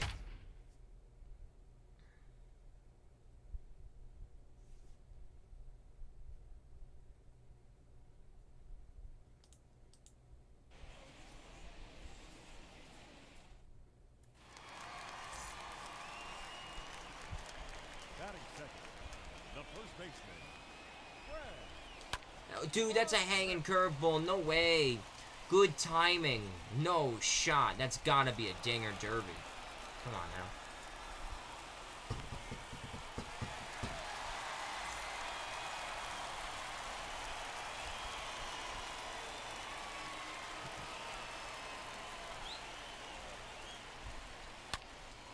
call. Bro, that's 2 good timings in a row that have just not been rewarded. If I don't get any hits, I'm going to do my quitting. Oh, shit.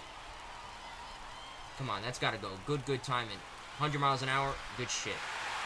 Alright, so it counts as a hit, counts as an extra base hit.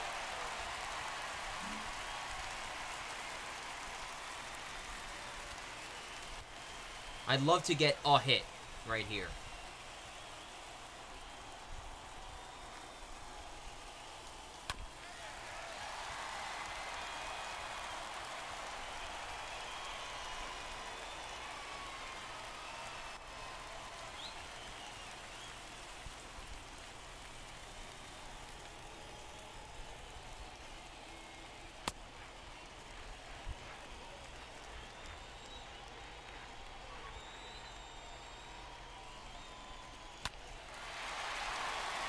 It's alright that we didn't get a hit.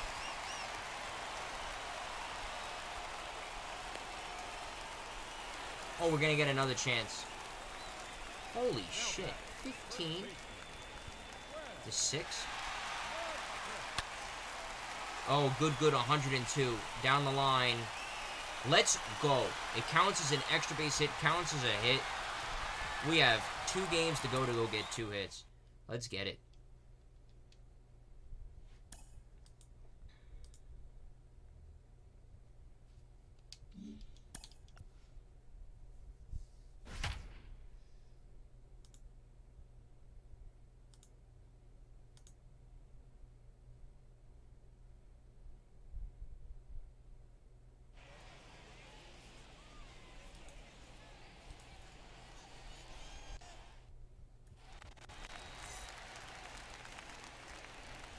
Batting second, the first baseman, Mcgriff.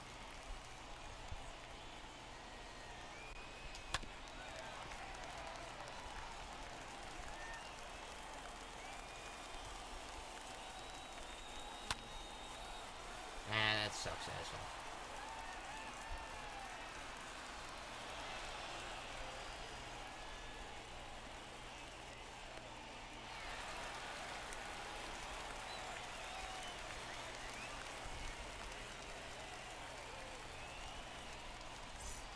Oh.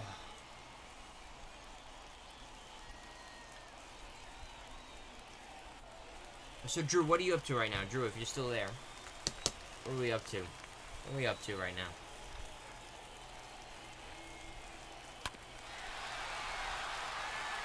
What do I need? That's right, I need 2 hits.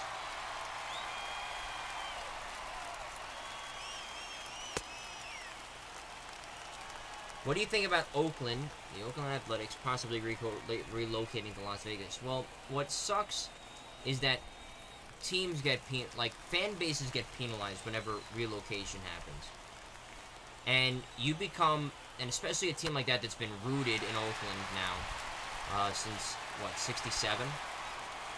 They've been there 68.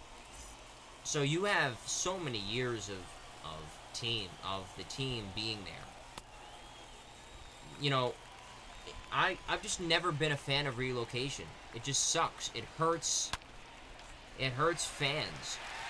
And, you know, Las Vegas, I'm sure baseball in Las Vegas would work because they have minor league baseball there. So, you know, oh, you're doing the McGriff too? You know, Las Vegas, it's not about the location or do they deserve a team or not, because they have football now. They have hockey. They don't have basketball. Maybe that's going to come next. I mean, they already have the arena, basically. You know, I don't... And the NBA is looking to kind of expand, too, I think. Because there are 30 teams. I just personally believe, to me, that, you know, you can't take teams. If you want to do stuff like that, add a team. Add a team. Don't take teams away from places that have been there for 50 years. Like, Montreal was a failing thing, right? Like, they were hemorrhaging money. That was a different circumstance. But that also sucked because they were there since 69. You know, they spent You know, they spent, what, 35 years in Montreal before they went to Washington, D.C.? Like, that hurts. You know, the Athletics have bounced around 3 times. That's the most any team has ever bounced. The most anyone, you know, it's either 1 time, 0 times, 1 time, 2 times, and in the case of them and the Braves, 3 times. No team has ever bounced around 4 times. So, I'm not for it. And you know, it's a shame that local politics have to get involved with it, because that's what it is, right? You know, finance my stadium or we're out. And all right, so we did all the moments. All we have to do is just do this, and we're done. You know, that's what sucks. Is the only people that get penalized in it are not the politicians. Who do we have to beat? We have to beat San Diego, right? It's not the politicians who get punished.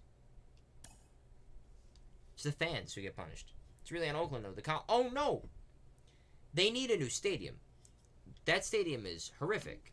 And there's no denying what it is. The stadium is awful. But what I'm saying is that, like, relocation is not the wave. Even if it's sharing a stadium in San Francisco, sharing Oracle, relocation and still saying that they're the Oakland, you know, still saying that they're Oakland, they have to get a new stadium there. And I'm just not for relocation. If you want a team to go to Las Vegas, make a new team. We're at 30 teams. You know what? I want the expanded playoffs. I liked them last year. I thought that those 2 days, I mean, those like 2-3 days where there was baseball on nonstop from 12 p.m. to 12 a.m., nonstop, there was new game, old game going on all the time for 3 straight days. I loved it. I loved that whole wild card series. I thought it was fantastic. And I hate that there's only 10 teams that go. Personally, I love the 16-team playoff. It was so great, so awesome. It was so compelling because it allowed 16 teams to go to the playoffs. No team that would be over 500 would miss playoffs. You know, and I think that, you know, baseball, because that was one of the biggest things, was that, oh, a team that would be under 500 would go to the playoffs. Okay, you got to play the games. If they're under 500, that means they're playing the number 1 overall seed.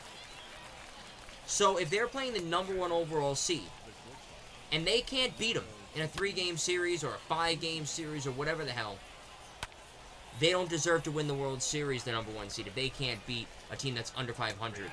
You know what I'm saying? I'm just not for the whole excuse train about the expanded playoffs last year.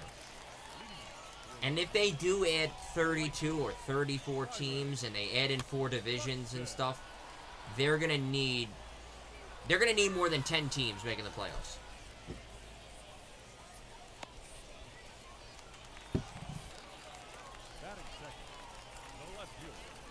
And if we're going to expand, we got to go back to Montreal, put National League Baseball in Canada. If we want to put a team in Las Vegas, that's okay. I have no problem doing that. But I think personally they've got to be American League.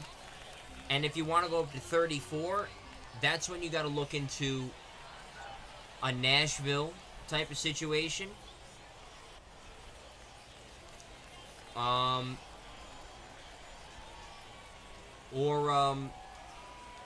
Or do you double up a city that's had a double up before? What I mean is, do you put do you give a National League team to Boston? Do you give an American League team to St. Louis and or Philadelphia? Stuff like that. You know,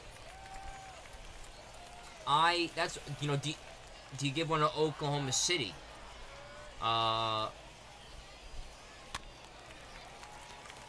Because if you're going to expand, I wouldn't expand to places that are already there. Problem is that baseball's a war attrition and any team can win the playoffs. Yeah. Because of a random 16.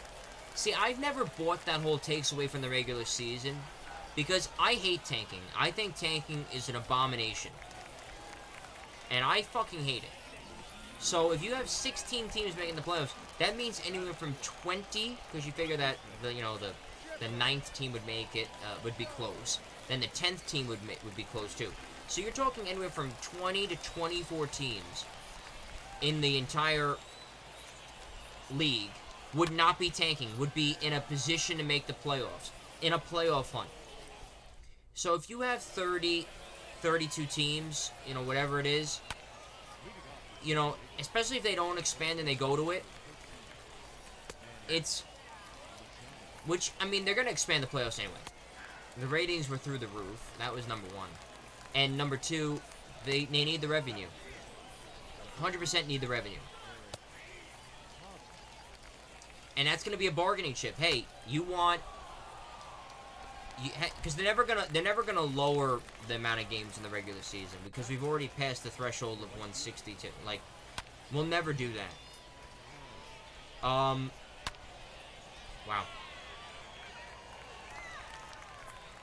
That was a high fastball. That didn't even, like... I've never bought the whole argument of taking away from the regular season. To me, it makes the regular season more entertaining, because you can be in it longer. 2 coming from each division, 2 wild card teams from, at large from each league. It makes your team stick around longer. Makes me want to watch, maybe a pretty subpar Mets team in August or September. Yeah, there's no guarantee, but that's what I'm saying. Is if it devalues the season and teams that are under 500, which it probably wouldn't in a 162. It probably wouldn't. But there's weak years. There are weak years. But again, if you're the great team that you're supposed to be, the number 1 seed, or if there's all upsets, or the 2 seed is still around and stuff like that, if you can't beat a under 500 team and all that shit, you don't deserve to win the World Series. Whether it's 60 games, 154 games, 2 games, 160, you don't deserve to win the World Series if you can't beat a sub 500 team. You know what I'm saying? In a 3-game series, a 5-game series, a 7-game series, doesn't matter. That's why I don't really care about that argument of it devalues the regular season. I don't care how long the regular season is. If you're supposed to be a better team and you can't beat that team, you don't deserve to win the World Series, and that team does. You know what I'm saying?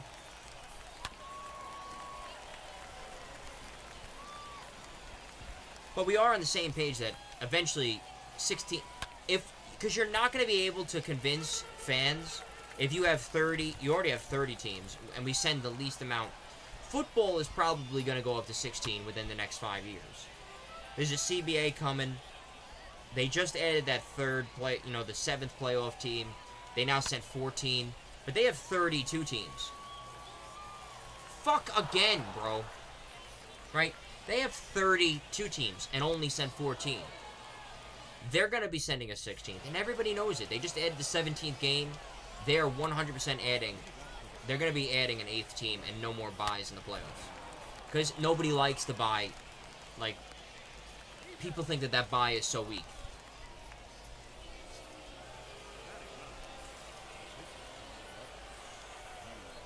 Well, listen, I hate tanking. And yes, you can't explicitly state that you're tanking in the sports, but everybody can know, like, if you're putting out, like, rookie starting pitchers and you're not, like, and they're not, like, high on baseball's prospect, list, and you're scraping the bottom of the barrel and shit like that. I'll tell you what, I think that there should be a commissioner of sports, right? And be like, yeah, salary cap, that's a fucking abomination. And I think we've had this discussion before. I think that the salary cap is the most negative thing that occurs in sports. Because you're punishing the teams that are in the higher markets because you have teams that are in shit markets. And you're trying to say that both are equivalent. And it's like, how?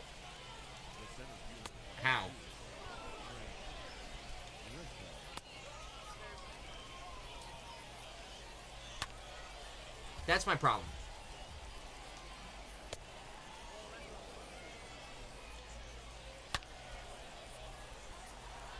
That's my problem with it. Is that baseball doesn't have a salary cap. They have the luxury tax, but people don't really want to pass it. The Dodgers just say fuck it. And I love it. And you want to know how you stop tanking too? This is another way. Is you have salary floors. Meaning that you can't spend underneath that amount.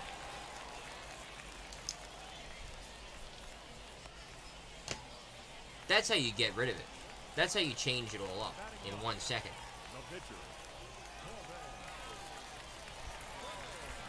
Is if you say, like, hey, you can't be fucking abysmally cheap.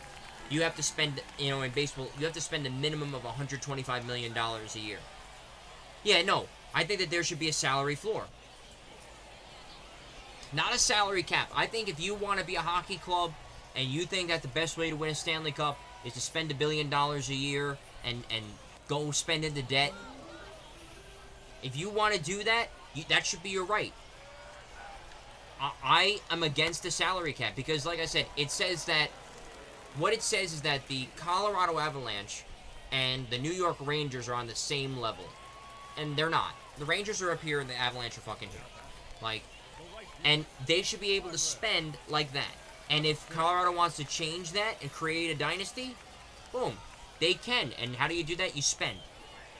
That's what creates second-rate markets and lower-rated markets and stuff. If you got rid of... It actually is counterintuitive. If you said, all right, there's no salary cap in hockey. You could do whatever you want, sign whoever you want for however much you want. First off, your salaries would be able to go up. And they wouldn't be making like $7 million a year. Playing the most physical sport in North America. That's number one.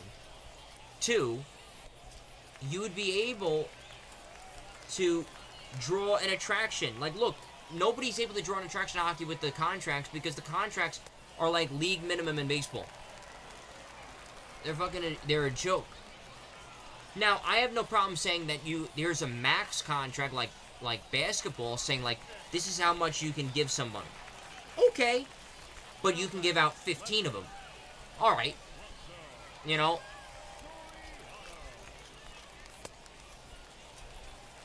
Do you know what I'm saying?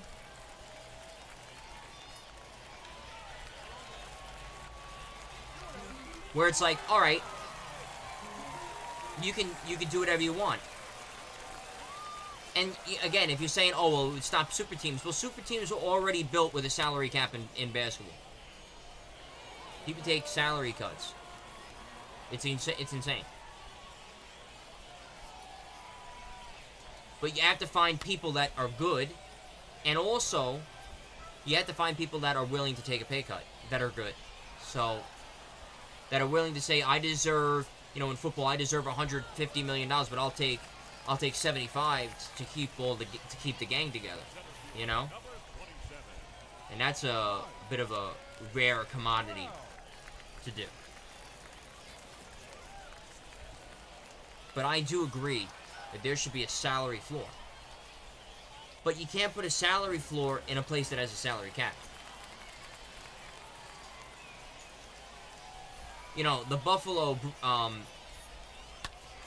Sabres are a fucking abomination up there. They were cheap, so, you know, and then they got rid of everybody. But that's my point, is you can't say, you know, oh, we want to put in a salary floor, which I'm in support of, and then keep a salary cap. You just can't. You just can't. It hurts. And you know what? Like, and again, you'd say, well, oh, you know, all the big market teams would suck up all the contracts. No, they wouldn't. Because if you draft well, and you have good people, right, on small contracts, and they have a great team, right? Let's say they've sucked a couple of years. You know, let's say the Canucks, right? The Vancouver Canucks suck a couple of years. And they're able to get a couple of good drafts in, a couple of good rookies. Guess what? They're going to attract heads.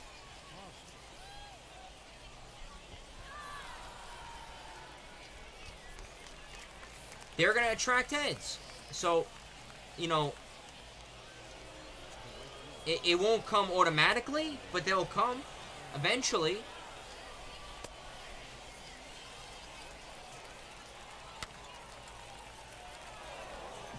I just think that the salary cap, it hurts teams.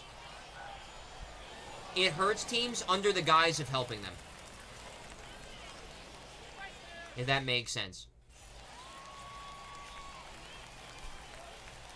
Like the New York Islanders in 2018 could have re-signed Anders Lee, which they did, but they lost out on also signing Artemi Panarin. They could have both, where they had to choose.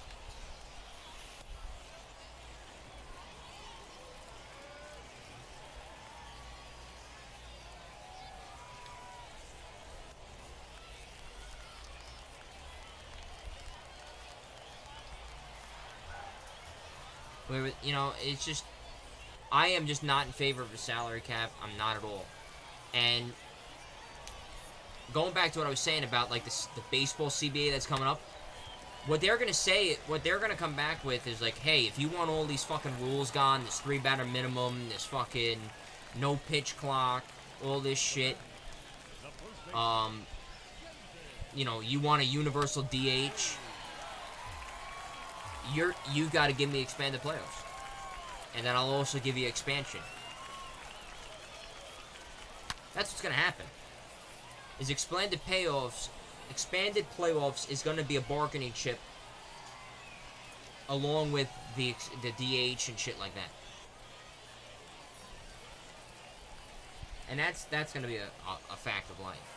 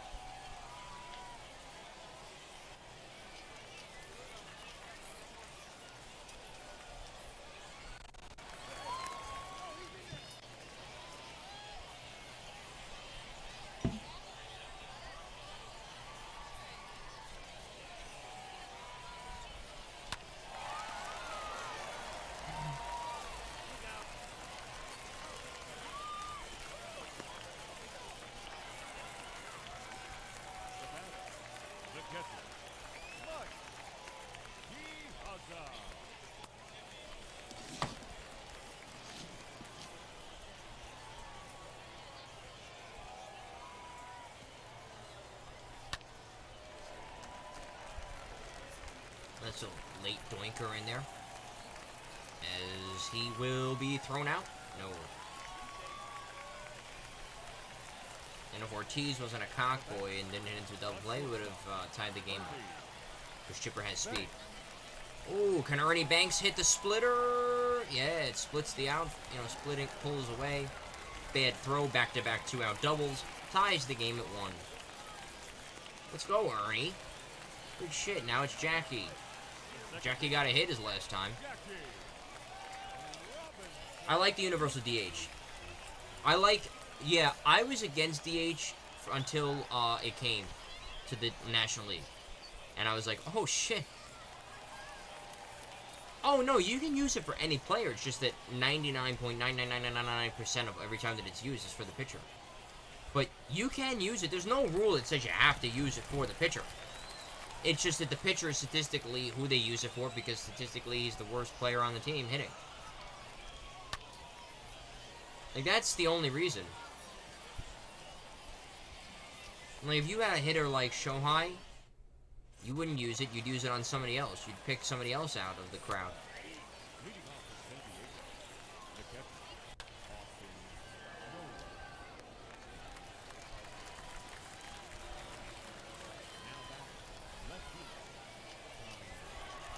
Yeah, in the rule book, it doesn't state that you have to use it for the pitcher.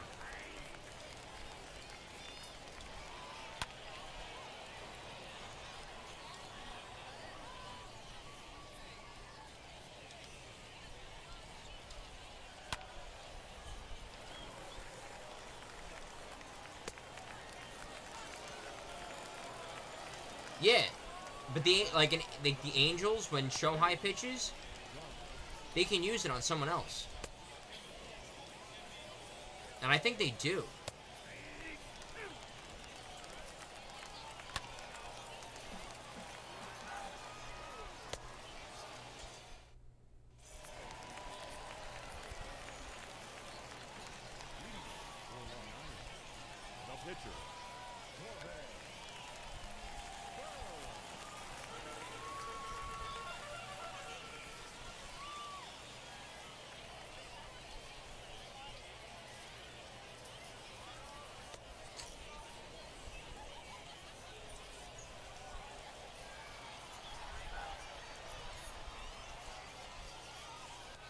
I think they should. The Otani play, because he was good in Japan, but yeah. I mean, yeah. You don't want your star pitcher, really the best pitcher that the Angels have, to be playing in the outfield, even though he can, and, you know, blow out his fucking arm on a relay throw or something like that. And then you lose not only a great hitter and a great outfielder, but you lose pitcher. But he did play right field, a couple nights ago. He did get into the outfield. He played right after his start. And that's when Kevin Durant tweeted out, like, oh, I got to get this guy on my team. Trey Turner might be gone. And Trey Turner was like, what?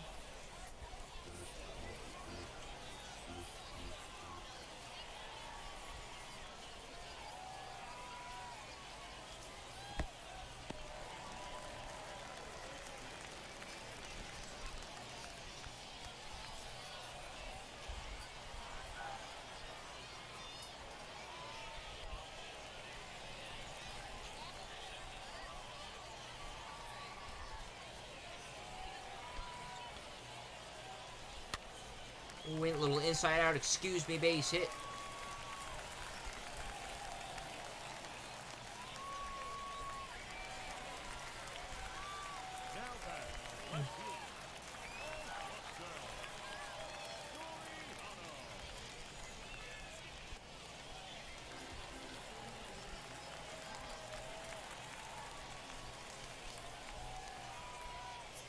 No, he did not get an upgrade. Shohei Ohtani is not a diamond.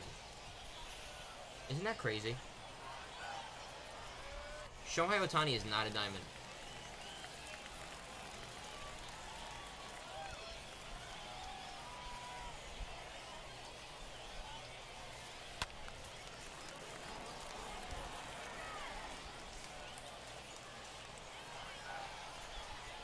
It's crazy that he's not a diamond. Dude, I have such a splitting headache, like, right here. Oh my Christ. Christ alive.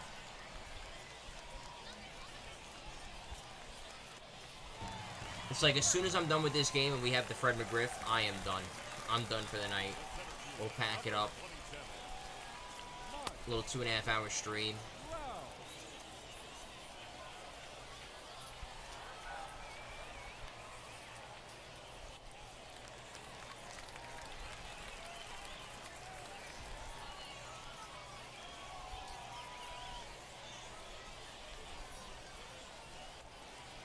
I mean, you Darvish ain't throwing strikes, I'm gonna swing it. Fucking bitch.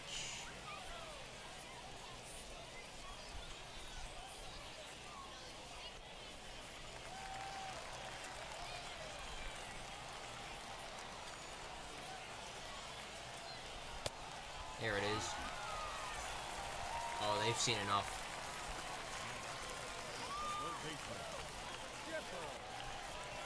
Chipper's like, I don't know. You kind of picked up where you left off there with the ball one. And then he hits into a double play. It'll get a run home. It's 3-1. 61st RBI for Chipper.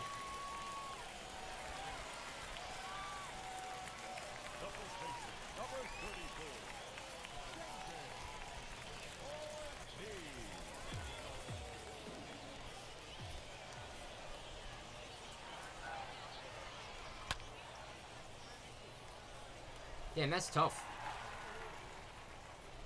And she's had a couple of good timings, just not end up his way. Yo, let's not put that sinker right over the fucking heart of the plate. Thank you.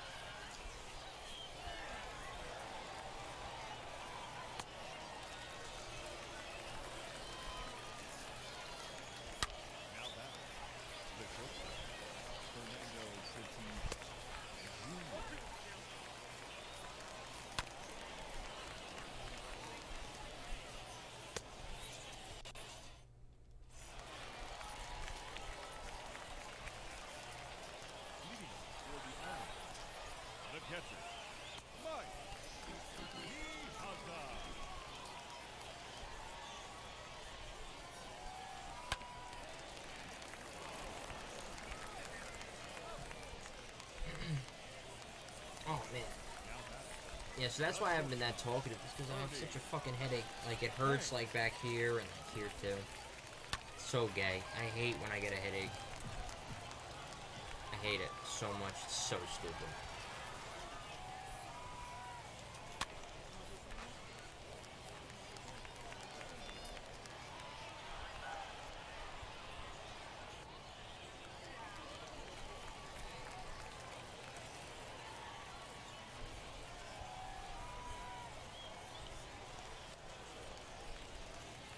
What was that little fucking check?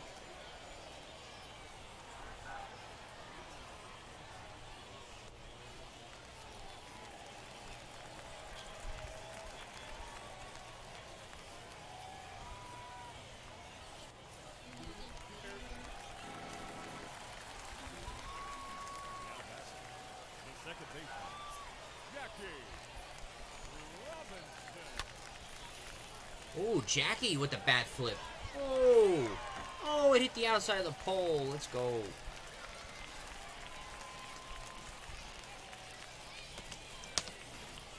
Jackie with the 5 total bases. Same, I started using blue light glasses. That seemed to help. It doesn't happen all the time. But, like, I had a little bit of a headache, like, at my sister's little, you know, little party that we had tonight. So I had a little bit of a headache coming into the thing. But just sometimes it just gets so bad. It just sucks. Asshole. Like, total ass. The blue light glasses are good, but my glasses have blue light in them. And I need, like, I literally can't see without my glasses. Like, I could barely read chat, even from this distance. On this big monitor that I got going on here. I can't read it.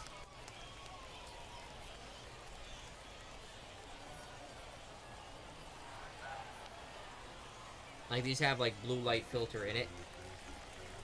Now, they're probably not as good as, like, those other, like, blue light, like, actual blue light, you know, glasses you can wear, like the sunglasses that you can wear.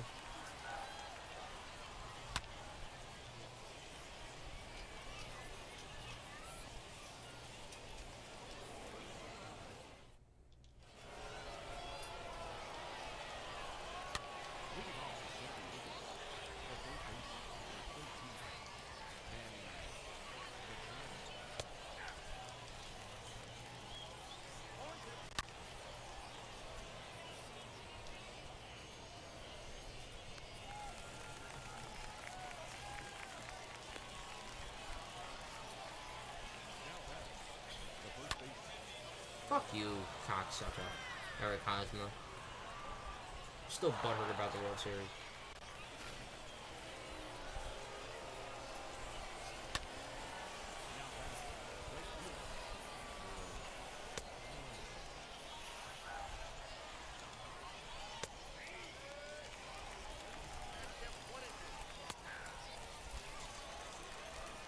And we're still winning, so that's all that matters.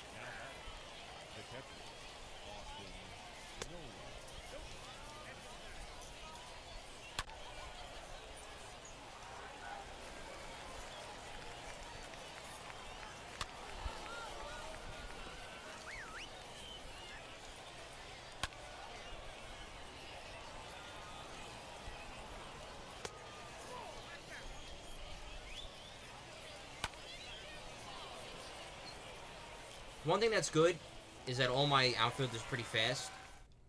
So,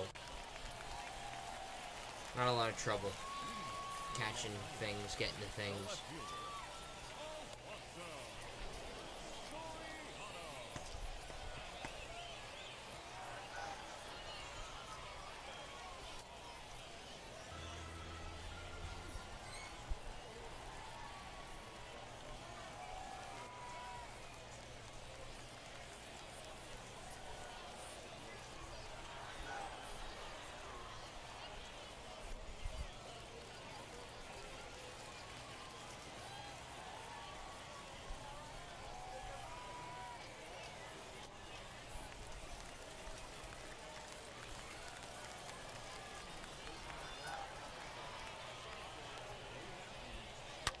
Base hit. Let's go. 60th hit offline with the Alfonso. This got Rick Anderson to complete the outfield and makes up for his hitting out there. Yeah, to me, I think, wow, Trout was horrific this game. I just think that Ricky is Sir Noodlebat. All of his cards have been, and I can't really fuck with it.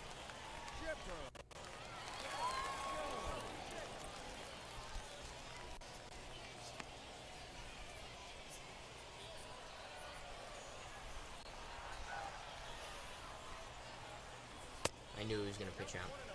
So I didn't steal. I'm stealing now.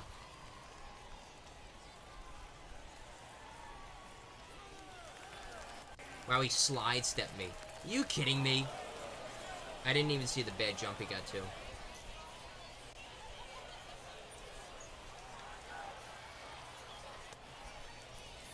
I just want this game to be over.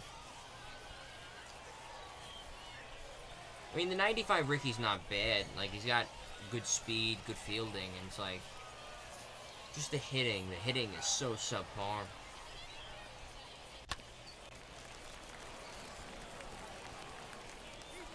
Damn, Chipper was kind of abysmal in this game, too.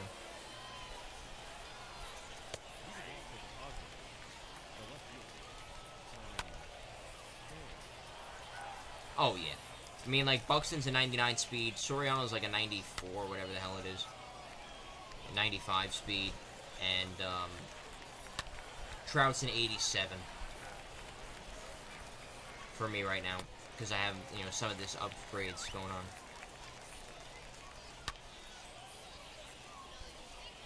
I don't think I don't think Jorge Mateo is drag bunting with 1 out in the top of the 8th, fucking down a trillion run, down 3 runs. He's not fucking bunting, and he got a double. So it's like, you know, good manager tip, asshole. You must be like Luis Rojas or something, because that's a fucking abysmal tip.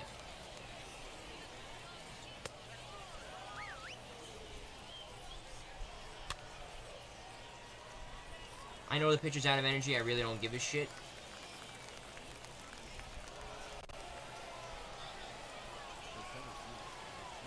I'm just going to try to keep going up and in with the cutter. Get good timing on it, you fuckhead. Low slider. Good call. Alright, he got me through 8.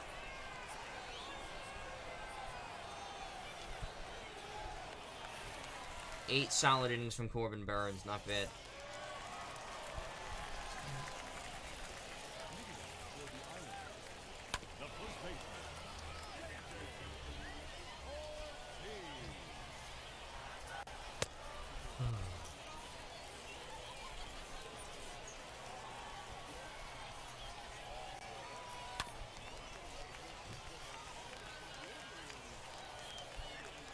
No, I definitely agree that speed is the wave, and if they have speed, fielding, and hitting, then you're in the money.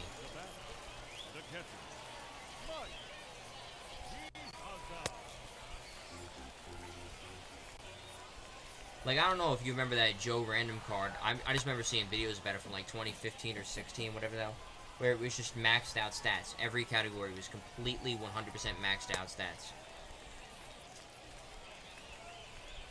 And how you got it was you had to use this other card that was like the minimum stats of everything. And you had to use this card and do all of these types of challenges and shit. And once you did all the challenges, you earned that card. You earned the Joe Random where he was maxed out in every single category out. Like 99 speed, 99 base running, 99 base running aggression, 99 steal, 99... Because at that point also there wasn't the 125s.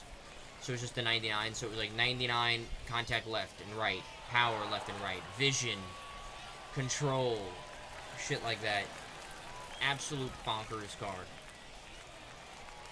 Now back, second baseman, Jackie.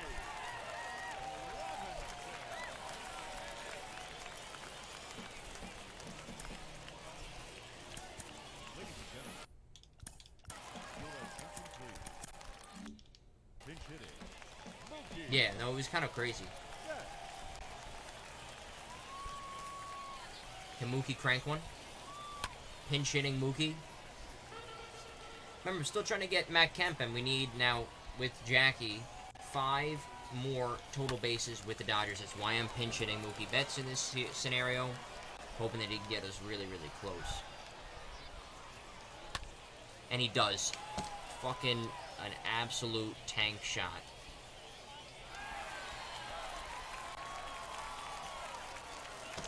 Leaving me 1 total base with a Dodger away from having to get the Matt Kemp. Finishing off the 88. And now Buxton's going to get in on the fun, I think. No way. That stays in it, ship it. Yeah, thank you. Back-to-back dingers. Really piling it on against the, San Diego bullpen. Strom finally cracks. Austin Adams gets a home run hit on him. First pitch. But he throws. We're going to bring in Lee Smith to get a taste of him. It'll be Lee Smith's first outing.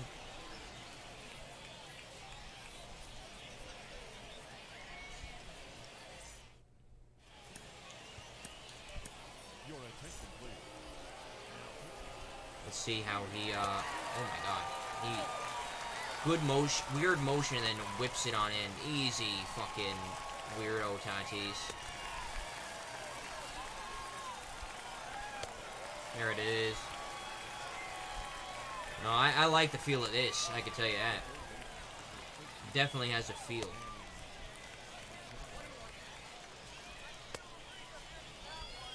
And then the forkball. The forkball combination is just nice, and then the 101. So you go nice 101 cheddar, and then you break out the forkball fucking gorgonzola cheese. And then you go back to the fucking prosciutto. Sit down. Thank you. So that was quick. Lee Smith. I'm going to like that card a lot. Jackie Robinson was named the player of the game. Okay. How about Mookie Betts getting on the notable players, hitting a 3-run pinch hit homer in the bottom of the 8th? Oh, Jackie got up. Jackie's up to tier 1. And we got the McGriff, Pache, Lucelle. We're 1 away from Matt Kemp. Literally 1 total base away from finishing off Matt Kemp, as you can see. With the player programs, he's the only one that's not completed. 40 points. We can see we have all of this shit done. You can see 10 points. We do that. We got him. We get the Kemp. Which is nice. Get the Kemp.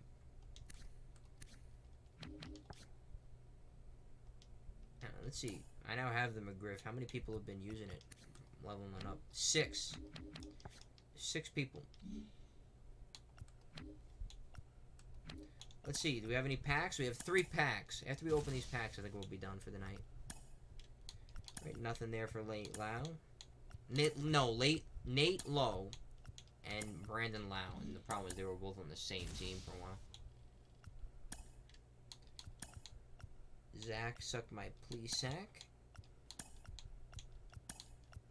Dan Plesac. And this fucking wiener. This one, and that. Alright, so there was nothing in those packs.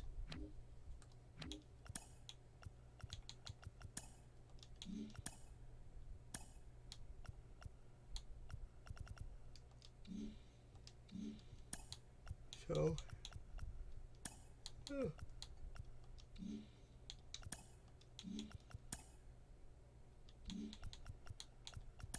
where's that other card?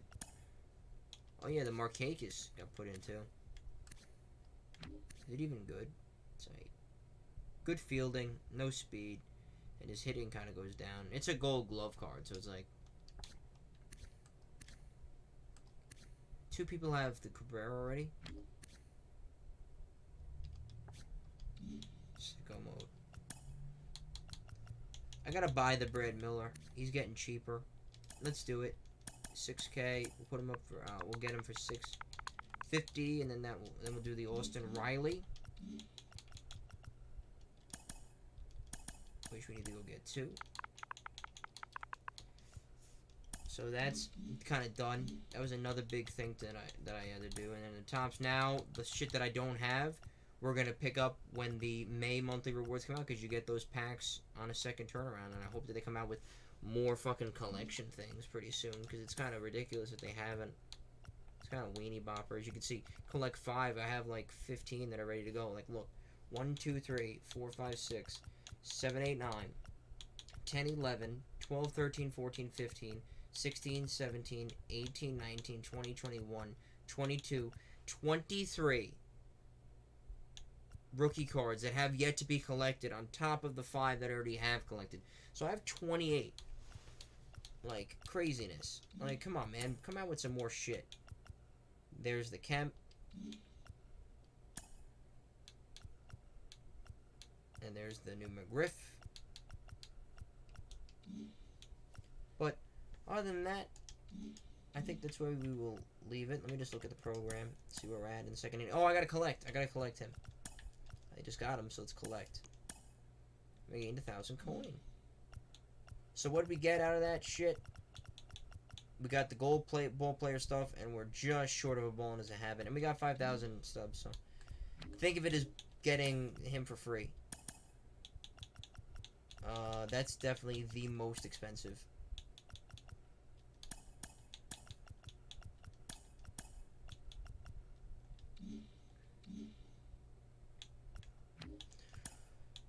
We'll put that shit up and then we'll be done. How about that?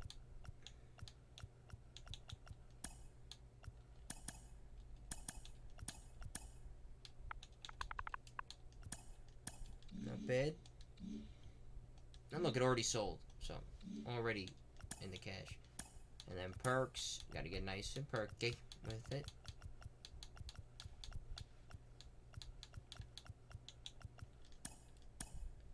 Sell this shit. It's useless to me. I